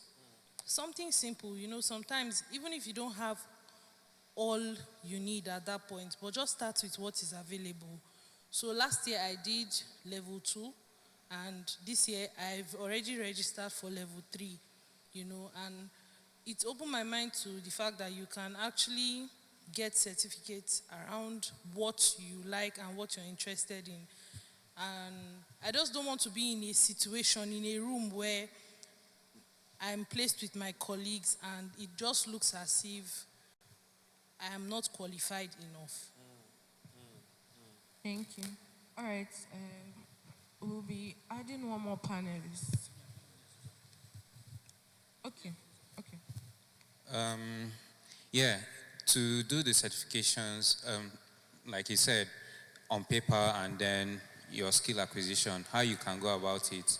A lot of us are in like full-time unis, so you could choose to use your holidays to then bolster your skill acquisition. Or maybe after graduation, you can also find time to bolster your skill acquisition. For me, once I was done with uni, I had already started making money off of graphic design, but I knew I wanted to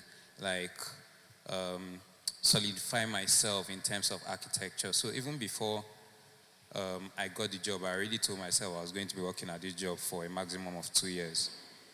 The starting pay they were offering me, I was already doubling it while working as a graphic designer. But I took the job. Within a space of a year and 6 months, I felt like I was already done. Now I was done with architecture in terms of an office arrangement, how to design a building, worked on the various sets of buildings, hotels, stadiums, museums, etc. Now construction, I know how to draw a building. I know how to do a working drawing, mechanical drawing, electrical, all of that, but how does it stand?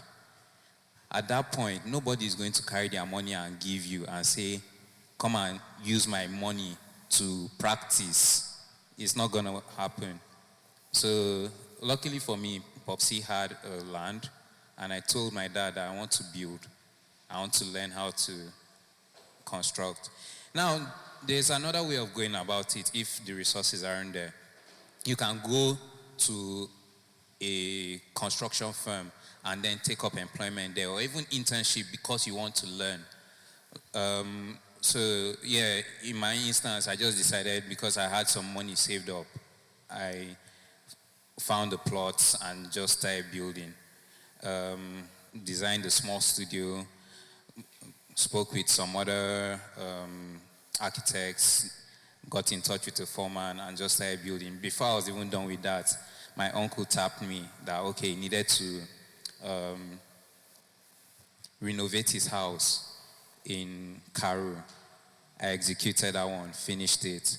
As we're finishing that one, then I was tapped to go to Bauchi for another one. From Bauchi, Jos. So it's just knowing that, okay, yes, the paper knowledge is there.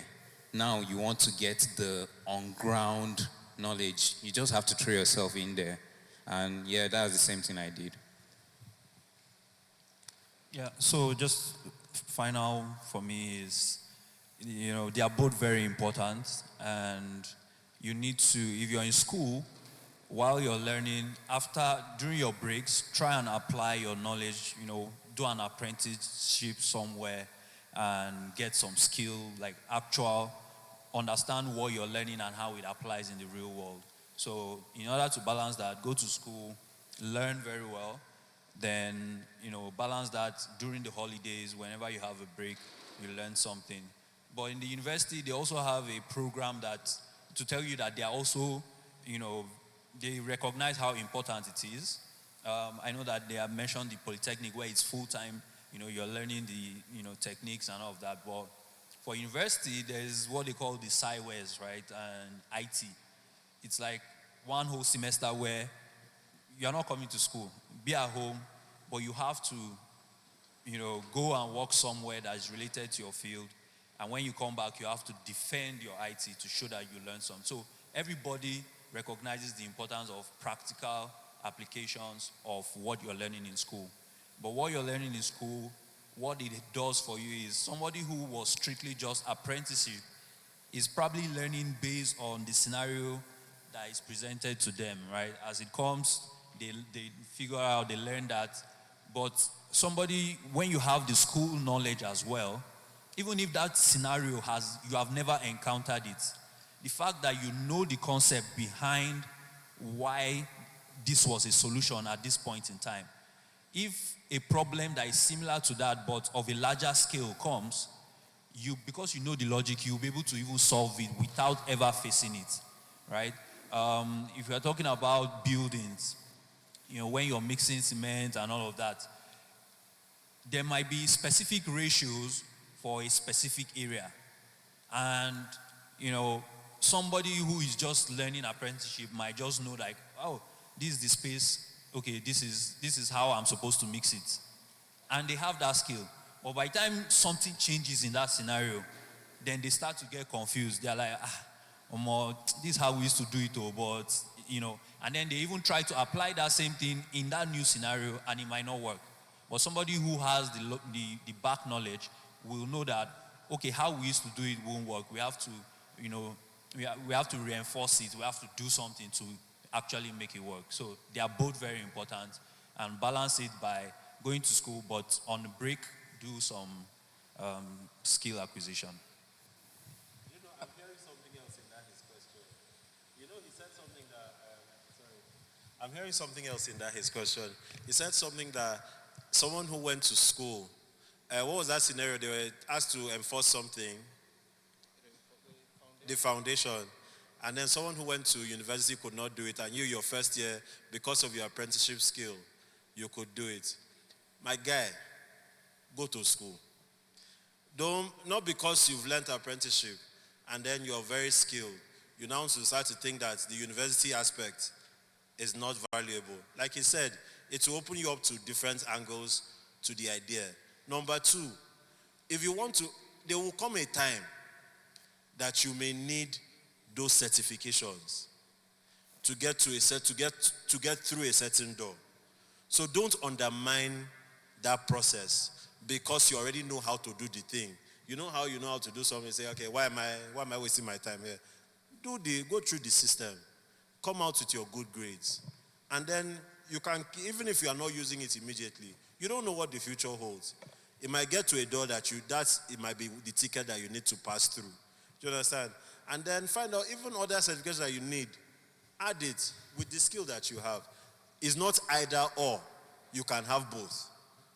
So let me just round it up there. Okay, let me just add something. Well, from my own personal experience, I didn't study photography. I studied civil engineering and went into photography. So, when I got into photography, I realized that there were some doors that couldn't open for me because I didn't have some qualifications, in line with photography at the end of the day. So, okay, I started checking for courses online and all. And I found a free course like diploma in photography. I did that one. After I finished, that was when I realized that the fee was up, but I finished. The only thing I need to do is to pay for it. Whenever I have the money, I have the diploma, and I will pay for it. But let me tell you something. For instance, I tried to apply for, to join the association, Royal Society of Photographers. That's the UK version. They need some certifications, some requirements at the end of the day. And if you get those requirements, they are going to open doors for you. Why do I want to join that association? I know I can get gigs from, which I know my skills can just take me. But at least I have that certification that can say, okay, this guy can actually do it. He has passed the process and he has been tested and trusted at the end of the day. Now, nobody knows if you have been tested and trusted if you don't have a certification to show at the end of the day. Favor is an engineer. Before you get a job, you have to show that, okay, I'm an engineer, I'm a certified engineer, I've gone to school at the end of the day. So that's what happens. It opens doors for you and it helps your network at the end of the day. And your network is equivalent to your net worth. Yeah. All right, thank you. We'll have another session for 20 minutes, and we'll be adding one more panelist. So I'm going to, we'll be having Joshua Micah join the panelists. Please give him a round of applause.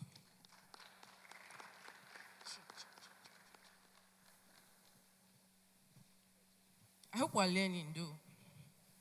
It's those that are learning. Can I see a raise of hand? Oh, that's nice. Thank you. All right. On to the next set of questions I'll be asking our panelists before we do the final question and answer session. We've mentioned a lot of things, to be honest. Skills, processes, certificates, apprenticeship, paper, and stuff like that. What skills, soft skills, can one get we all have different fields here that are relevant in your field and can help you put a foot in at that door, enter that door. So please, soft skills, hard skills, skills in general that one can pick, because I know that we all have so many questions. Oh, what should I do? What should I do? Like our young youth here said, he has what he wants to do, but not exactly what. There's no form of direction yet. So, in my own in my own field, there are a lot of things to do to get you there. You might not actually have that certification, but being able to do it puts you there. Then you start gaining those skills. You might not have the actual certificate, but the fact, one thing I know, like Nigeria, for the fact that you can do it, they might not pay you as much as someone that has both the paper and the skill, but it gets you into that door. What is that one or two skills that you feel can do that for someone? Everyone, because organizations have evolved into, how do I put it? I don't know. Organizations have evolved into project mindsets. You know how before the people you just ran with a goal or something throughout the year, but now the activities are broken into projects. There's a nomenclature I'm missing at this moment. The activities are broken into various projects that come together based on the overall goal for the year. So it's broken into so everyone should try and get certifications in project management. It's not hard. I just finished one. I didn't even do the lecture. God forgive me. I just went to the question and answer doing tumbo because of time. You know. So everyone, go to Coursera, look for project management, get a certification in project management. Have that one. Let any interviewer you are talking to know that you know what it is to manage a project successfully. You might have the skill, because I'm sure all of us have managed projects. You know, even going to school and coming out with a success is a project. You know, so all of us have managed projects. You know, but get that certification. That's one I can, in general, for across all levels. You know, so I'll.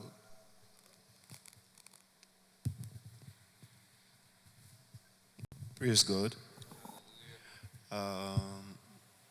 For skill acquisition, I believe the first thing you should do before actually picking a skill is to look at your point of interest. As a person, know what you want to do. It's very key. And that thing you want to do, is it giving you joy? Is it going to give you joy out of it? Will you derive satisfaction when you want to go into it? That's the question you should ask yourself.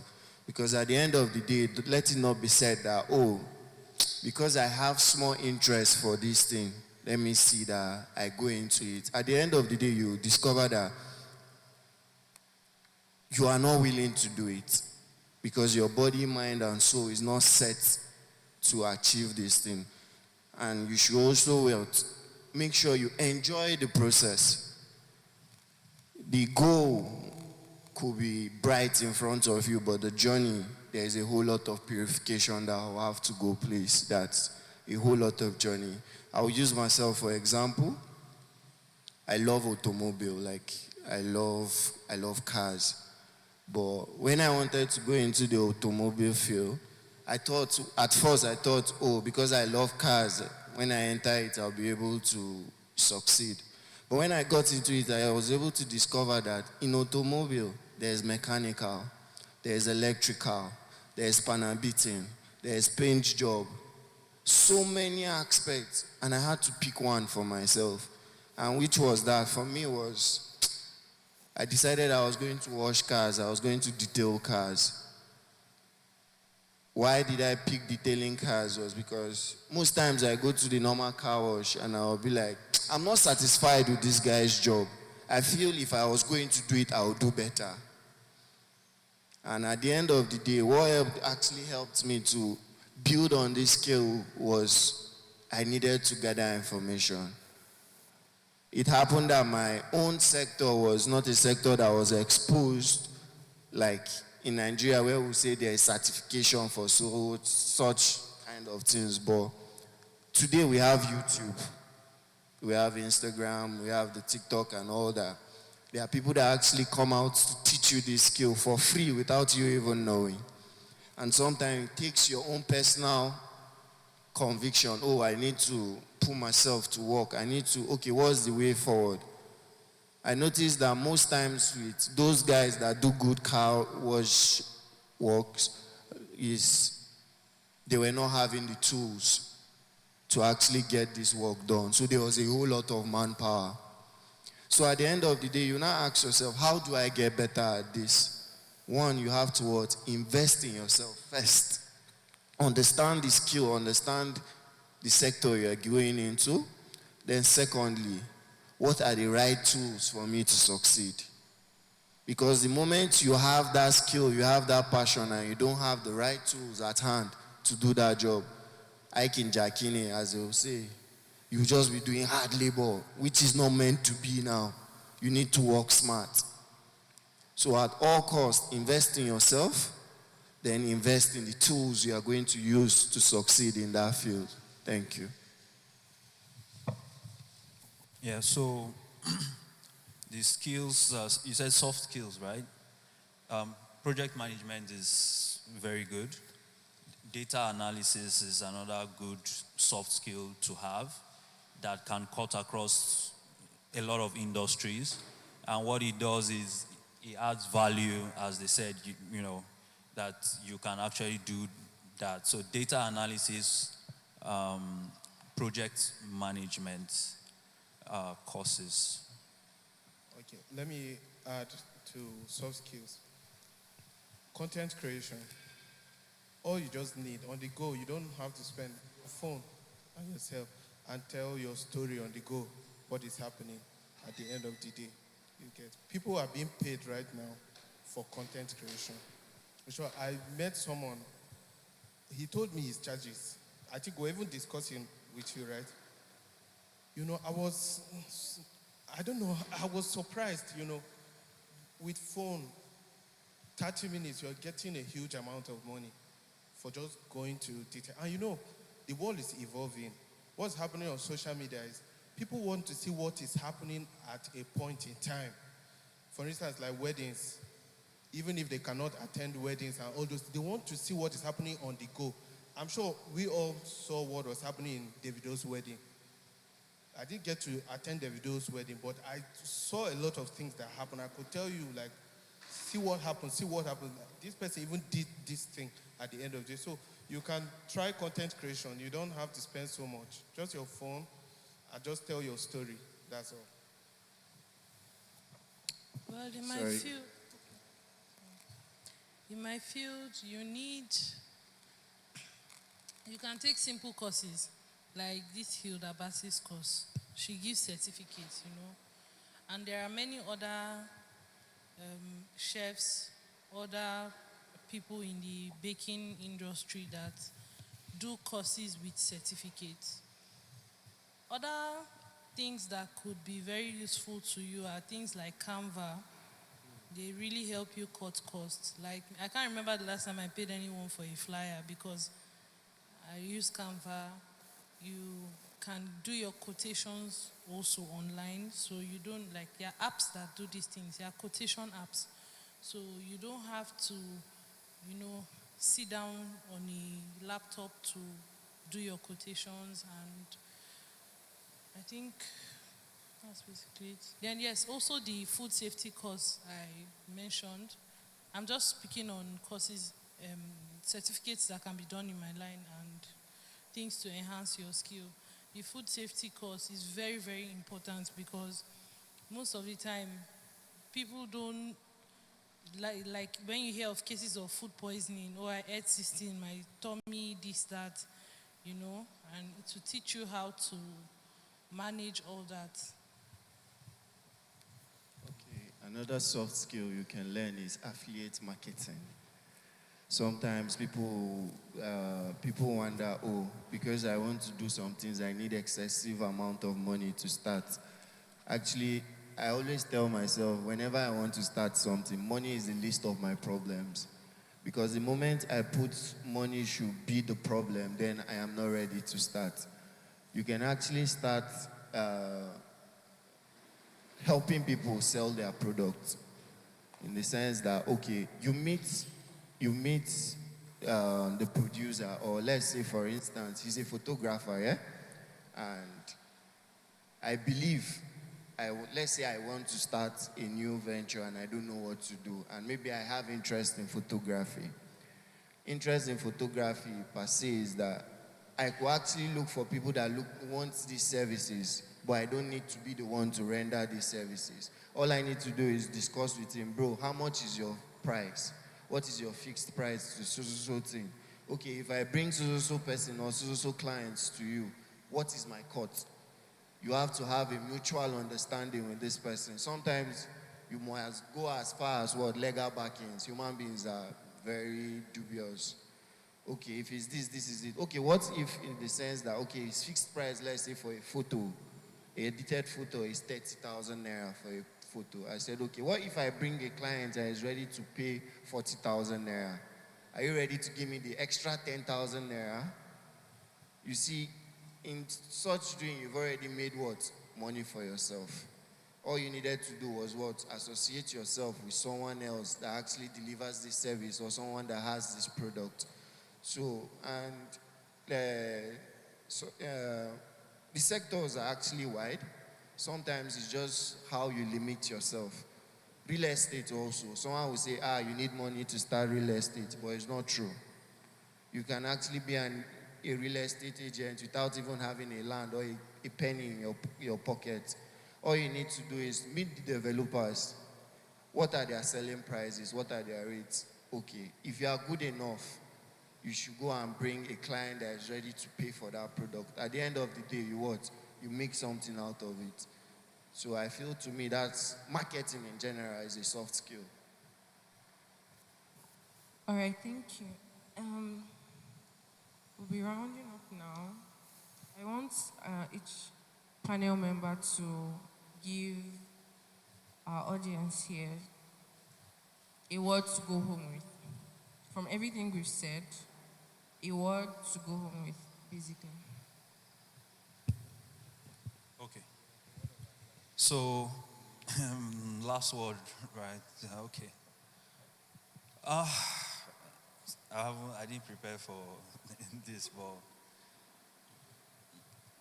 I would say the questions have been really good. And the last word I'll give is, let's, as in all the answers, I hope you've been taking notes. We have, very great people here on the panel with a lot of knowledge, and they have shared a lot of good insights. So the last word is that you take everything that has been said here very important. But overall, commit all your plans to God, right? Commit it to God. Pray. There are people who sometimes have applied some of these things and it didn't work.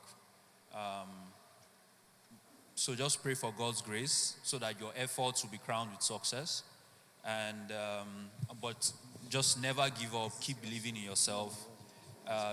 Just keep doing the basics. Keep improving every day, and just have passion for what you're doing. And at some point, God will bless your efforts, and you would have the good success. Thank you. I think I'll just use this opportunity to say diligence. There's a point where consistency and diligence gives you results. Even if you were not a quote unquote talent, if you are not talented in that field, but if you're consistent in it and if you're diligent in it, you would end up becoming a pro. Sometimes you need to cut off excuses. You're here today, you're doing it today. Tomorrow you're not available. Next tomorrow you are, in quotes, fully booked. So let's just try to be diligent in whatever you're doing. Be consistent. There comes a time where it will pay off. And I think that's just it. Thank you. Okay. I've been thinking, what would I want someone to tell me if I were sitting down there? What would I want someone to tell me?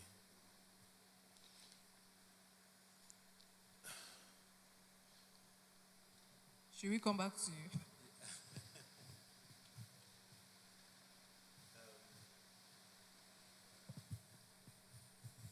without God, you cannot do anything.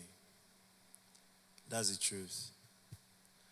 If you forget that Christianity is supernatural, then you've forgotten a huge part of Christianity, of your faith. So you cannot approach the issues of life as though you do not have God. With all that we have said here, if God does not bring the opportunity, you will not shine. Solomon, with all his wisdom, concluded in Proverbs that the fastest person does not always win the race. Do we know that passage? That the fastest person does not always win the race. The strongest person does not always win the battle. That men of wisdom, men that are wise, are not often rich. And then there's the last one, I can't remember, but he cuts across all the aspects of podcasts. If you are going to look at podcasts today, speed, intelligence, do all of that. And then he concluded it by saying, but time and chance happens to them all. There is only one force in the universe that we have that can cause time and chance to converge for you. And once that time and chance converges for you, it doesn't matter, who doesn't like you, or you. Joseph did not go to a university. Do you understand that? Egypt, at the time, was a civilized culture. Joseph was not trained in their ways. But when time and chance converged for Joseph, God created a situation that only Joseph could feel. And then he put him there at that moment. And then that compelled Pharaoh to make a declaration that the only place that this person will be higher than that, the only place I will be higher is because I am Pharaoh. Other than that, this man, I give this country to you. It was God that created that opportunity. It was not that Joseph went to a school to learn management skills or this or that or that or that. It's God that caused time and chance to converge for that one person. So don't forget that part. In your endeavor, you have a father. This is a supernatural relationship. The Bible says the fervent prayer of the righteous man makes much power available. In layman's term, and I had to look this up to understand it more. It says the heartfelt. You know what is a heartfelt prayer? When the thing don't touch you. When you are sitting down and the tears comes out of your heart. You have not even said a word, but you know God knows what you are saying. The heartfelt prayer, the heartfelt and persistent prayer of a righteous, and I like to say righteous because where righteousness applies to us is that we are in Jesus Christ. So he is our righteousness, so we can stand on that scripture. The heartfelt and persistent prayer of a righteous person causes much power to avail to him. So your faith is important in your endeavor. When you have prayed, have courage to pursue that dream. When you have prayed, after you have told God, this is what I want, this is how I want, this is. When you have told him, believe that he has heard you. Then have courage to get up from that place and pursue that dream. Then apply all the lessons here learned, the persistency, the persistence, the consistency, the discipline. Because sometimes you will not always feel passionate about it. But that consistency, that discipline will carry you through. So that is what I would wish someone told me. And I'm sharing it with you. Excellent contribution so far. What I'll add is attitude. Doing business in Nigeria can be annoying because we as Nigerians, the moment we wake up, we're already thinking of how to outdo the next person, how to take advantage of every scenario. If you have the right attitude, people will be able to spot it and will be able to know that, yes, if I have a problem and I give it to this person, he will take care of this problem and solve it just as if I was doing it myself. And if you have 5 persons that are qualified for the job, so just like we said, they have the technical know-how, they have the paper qualification, what will then differentiate you from those other 4 persons is your attitude. If you have that willingness to solve people's problems genuinely, they can know and see that you care. That's it.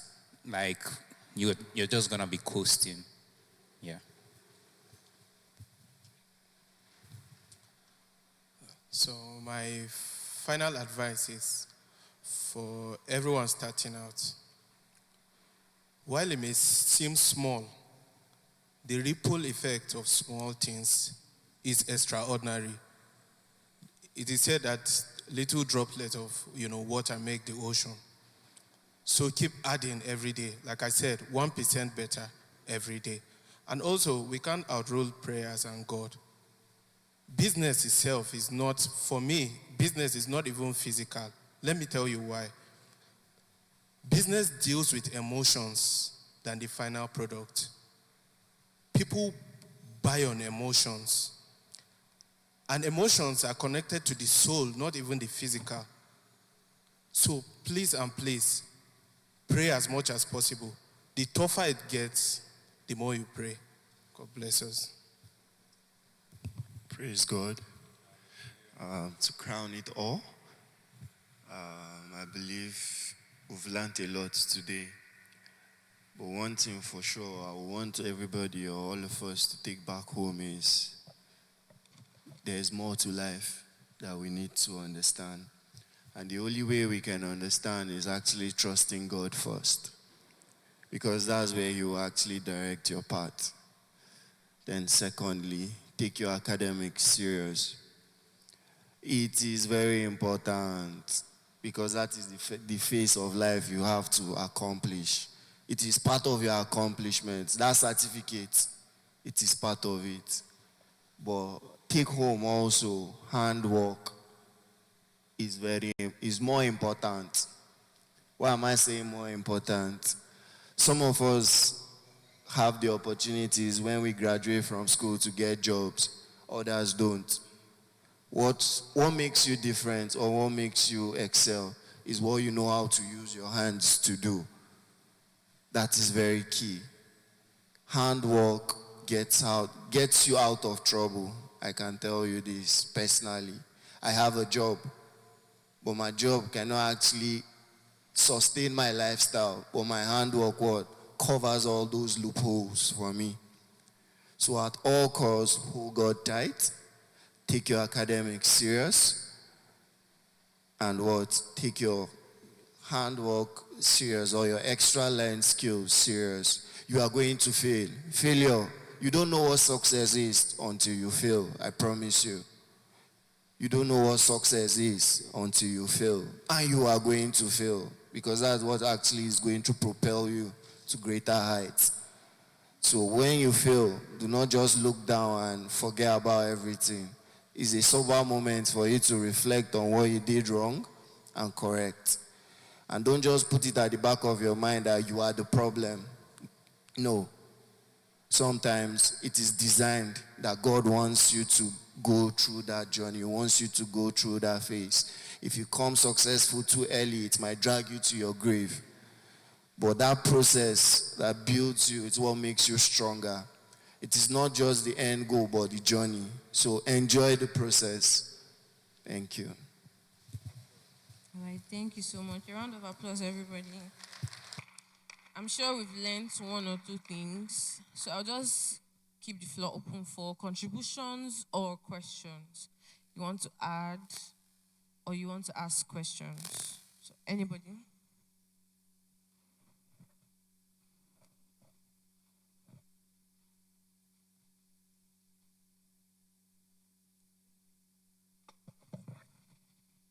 Praise the Lord. I really want to appreciate our panelists for the deep insights on the issues raised and just to add, to lend a voice to some of the things that they said. on 2 points. One is the balance between academics and skill acquisition.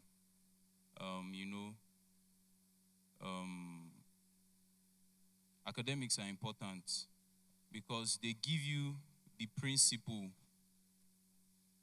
and they let you know why this thing is the way it is. So, similar to the point Zingi raised, they can twist it anyhow. Like a good example, in school, they will teach you 2 plus 2.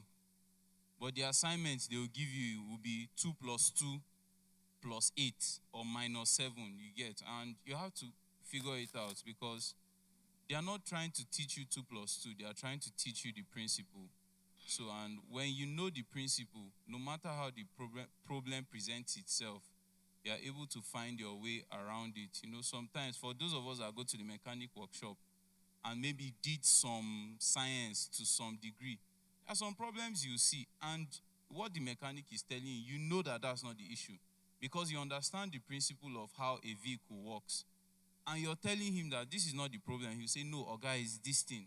And you go his route, and at the end of the day, you spent money that you did not need to spend.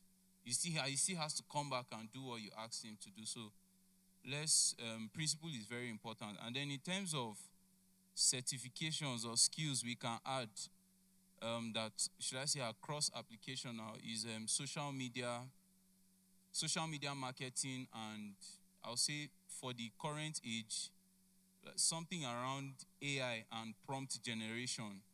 So we're moving to a world where almost everything is seemingly going to be replaced by AI. But one good way you can place yourself is knowing how to use the AI tools. So don't just sit back and say, oh, AI is going to take our jobs. Why did they create it? But you can also place yourself in that, find value or create value in that system. And then as for social media marketing, everybody needs it.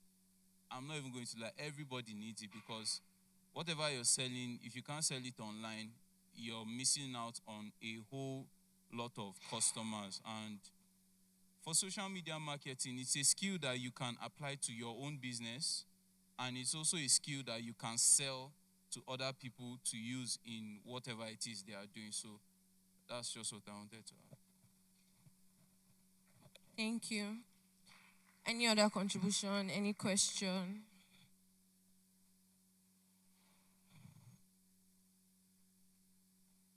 All right, I'll just add or say a few things. To start with, the question he asked, finding balance. To find balance, you have to make sacrifices. You might have done apprenticeship for like 6 years, but you want to have that paper, and it might have to lead you to sacrifice some sleep, some money, some pride. Most people feel that, oh, this person is younger than me. Because nowadays, to be honest, we see young people holding managerial positions, and the older ones do not want to learn from them. Like, this person is younger than me, so what do I actually have to learn? I'm older than the person, so I have more experience in this life than the person. You have to sacrifice your pride, to be honest. Most times, if you want to scale, I mean, that's one thing I know I have learned. You see people say, what is there to learn from this young person? You can learn from a 2-year-old. What they are teaching them now is different from what you were taught when you were 2 or 4 or 6 or 10. So be open to learn from anywhere or anyone. That's my answer to your question. You have to sacrifice to get a balance. You can't just balance it. You have to sacrifice one or two things. Either you sacrifice sleep for a while. To me, it's a phase. You sacrifice for a while. I mean, not everybody that will continually stay in school. When you were in school, you had to sacrifice sleep. You had to do TDB, today break, to cover some places. You don't have to do that now because you've grown to a certain degree that if I give 2 hours to this, I can learn this. So I feel, to answer your question, to be able to balance or to scale, you have to make some sacrifices. Whatever it is, you need to sacrifice. you need to sacrifice them. Then, with regards skills, soft skills, product and project management, content creation. Content creation might sound so easy. Content creation entails a lot of things. There's the video editing part. Some people know how to make the videos, but don't know how to edit. Content creation is not just, oh, I'm on the internet and I'm creating content. Pick one side of that content creation. Be able to manage it. If it's video editing, you see someone use one sound on a particular video, another person use another sound on another particular video. I'm like, oh my God, this thing is great. The person is matching the beat with the video. It's not everybody that can do that, to be honest. I myself used to edit videos then, and I thought I was good at it, to be honest. But my brother started doing it, and he did it better. He started doing things that I know if I had settled down to learn it, I would be good, but time and chance, like they said. So be open to learn and pick one part of something that you would learn from. So I would say project management, video editing, content creation, product management. Managing a project is different from managing the product itself. We have apps, we have business. A business is a product. How to manage that business. Product management, we have different apps. You can learn how to manage a product. That means you know how that product works. You know how, if anything happens to it, you can. It's like product management is you are everywhere, basically. You have knowledge of every single department that makes up a product.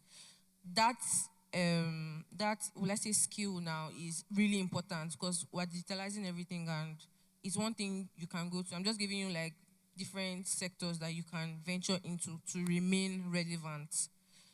In 5 years to come, 10 years to come, there will always be a product.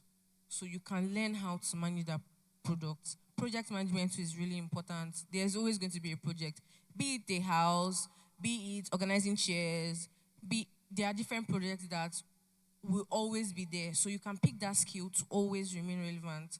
And to ladies, I tell my friends that as a woman, logically, you are set back, to be honest, you are set back 3 to 4 years, at least 3 to 4 years in your life. Because one, you will give birth to a child. In fact, the process of pregnancy and other things, that's like a year. To train the child, to all those things sets you back. So as a lady, I would really advise to get a soft skill that even if you are vomiting on the right side, you are making money on your left side. You are pressing laptop. You are using your phone to make money. That's just my advice to ladies. Men, if you want to grab that, you can grab. But please, this is just to women. We're already automatically programmed to be set back for some years, for some months. So please, let's not waste those months and gain stuff before that time. I think, yes, that's... Sorry?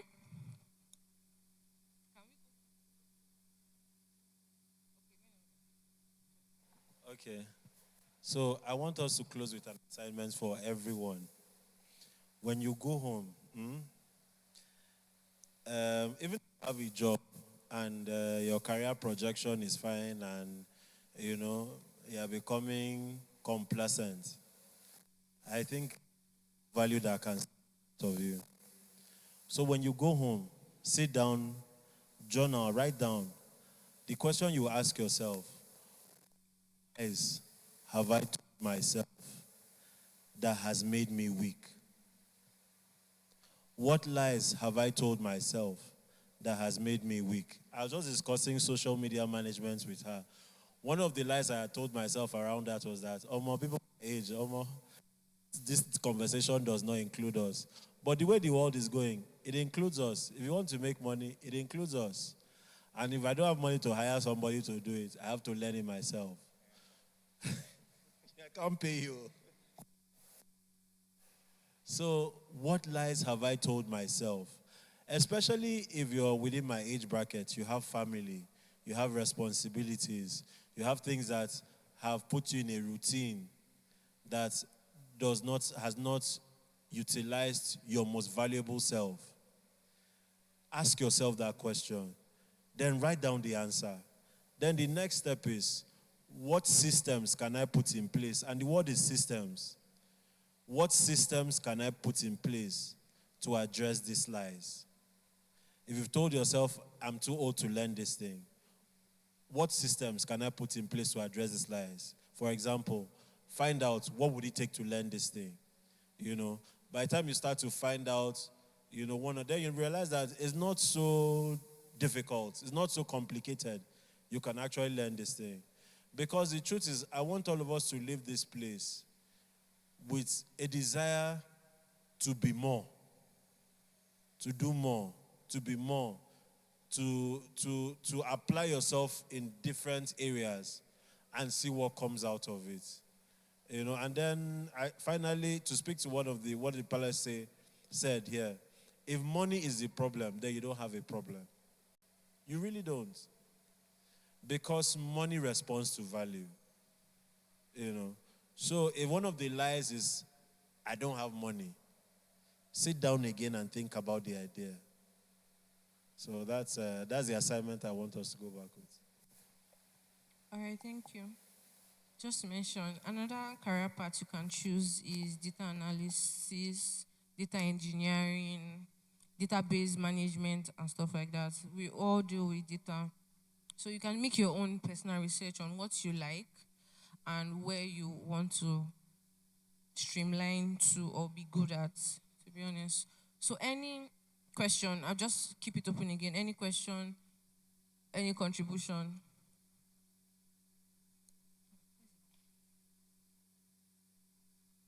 Okay, looking for chairman. One more thing. Okay. In all, if you don't have confidence in yourself, you can achieve nothing. Always tell yourself, I can do it. Even if the odds are looking like, you don't fail. Oh. Just wake up. Wake up with these thoughts every day. I can do it. To Christ who strengthens me.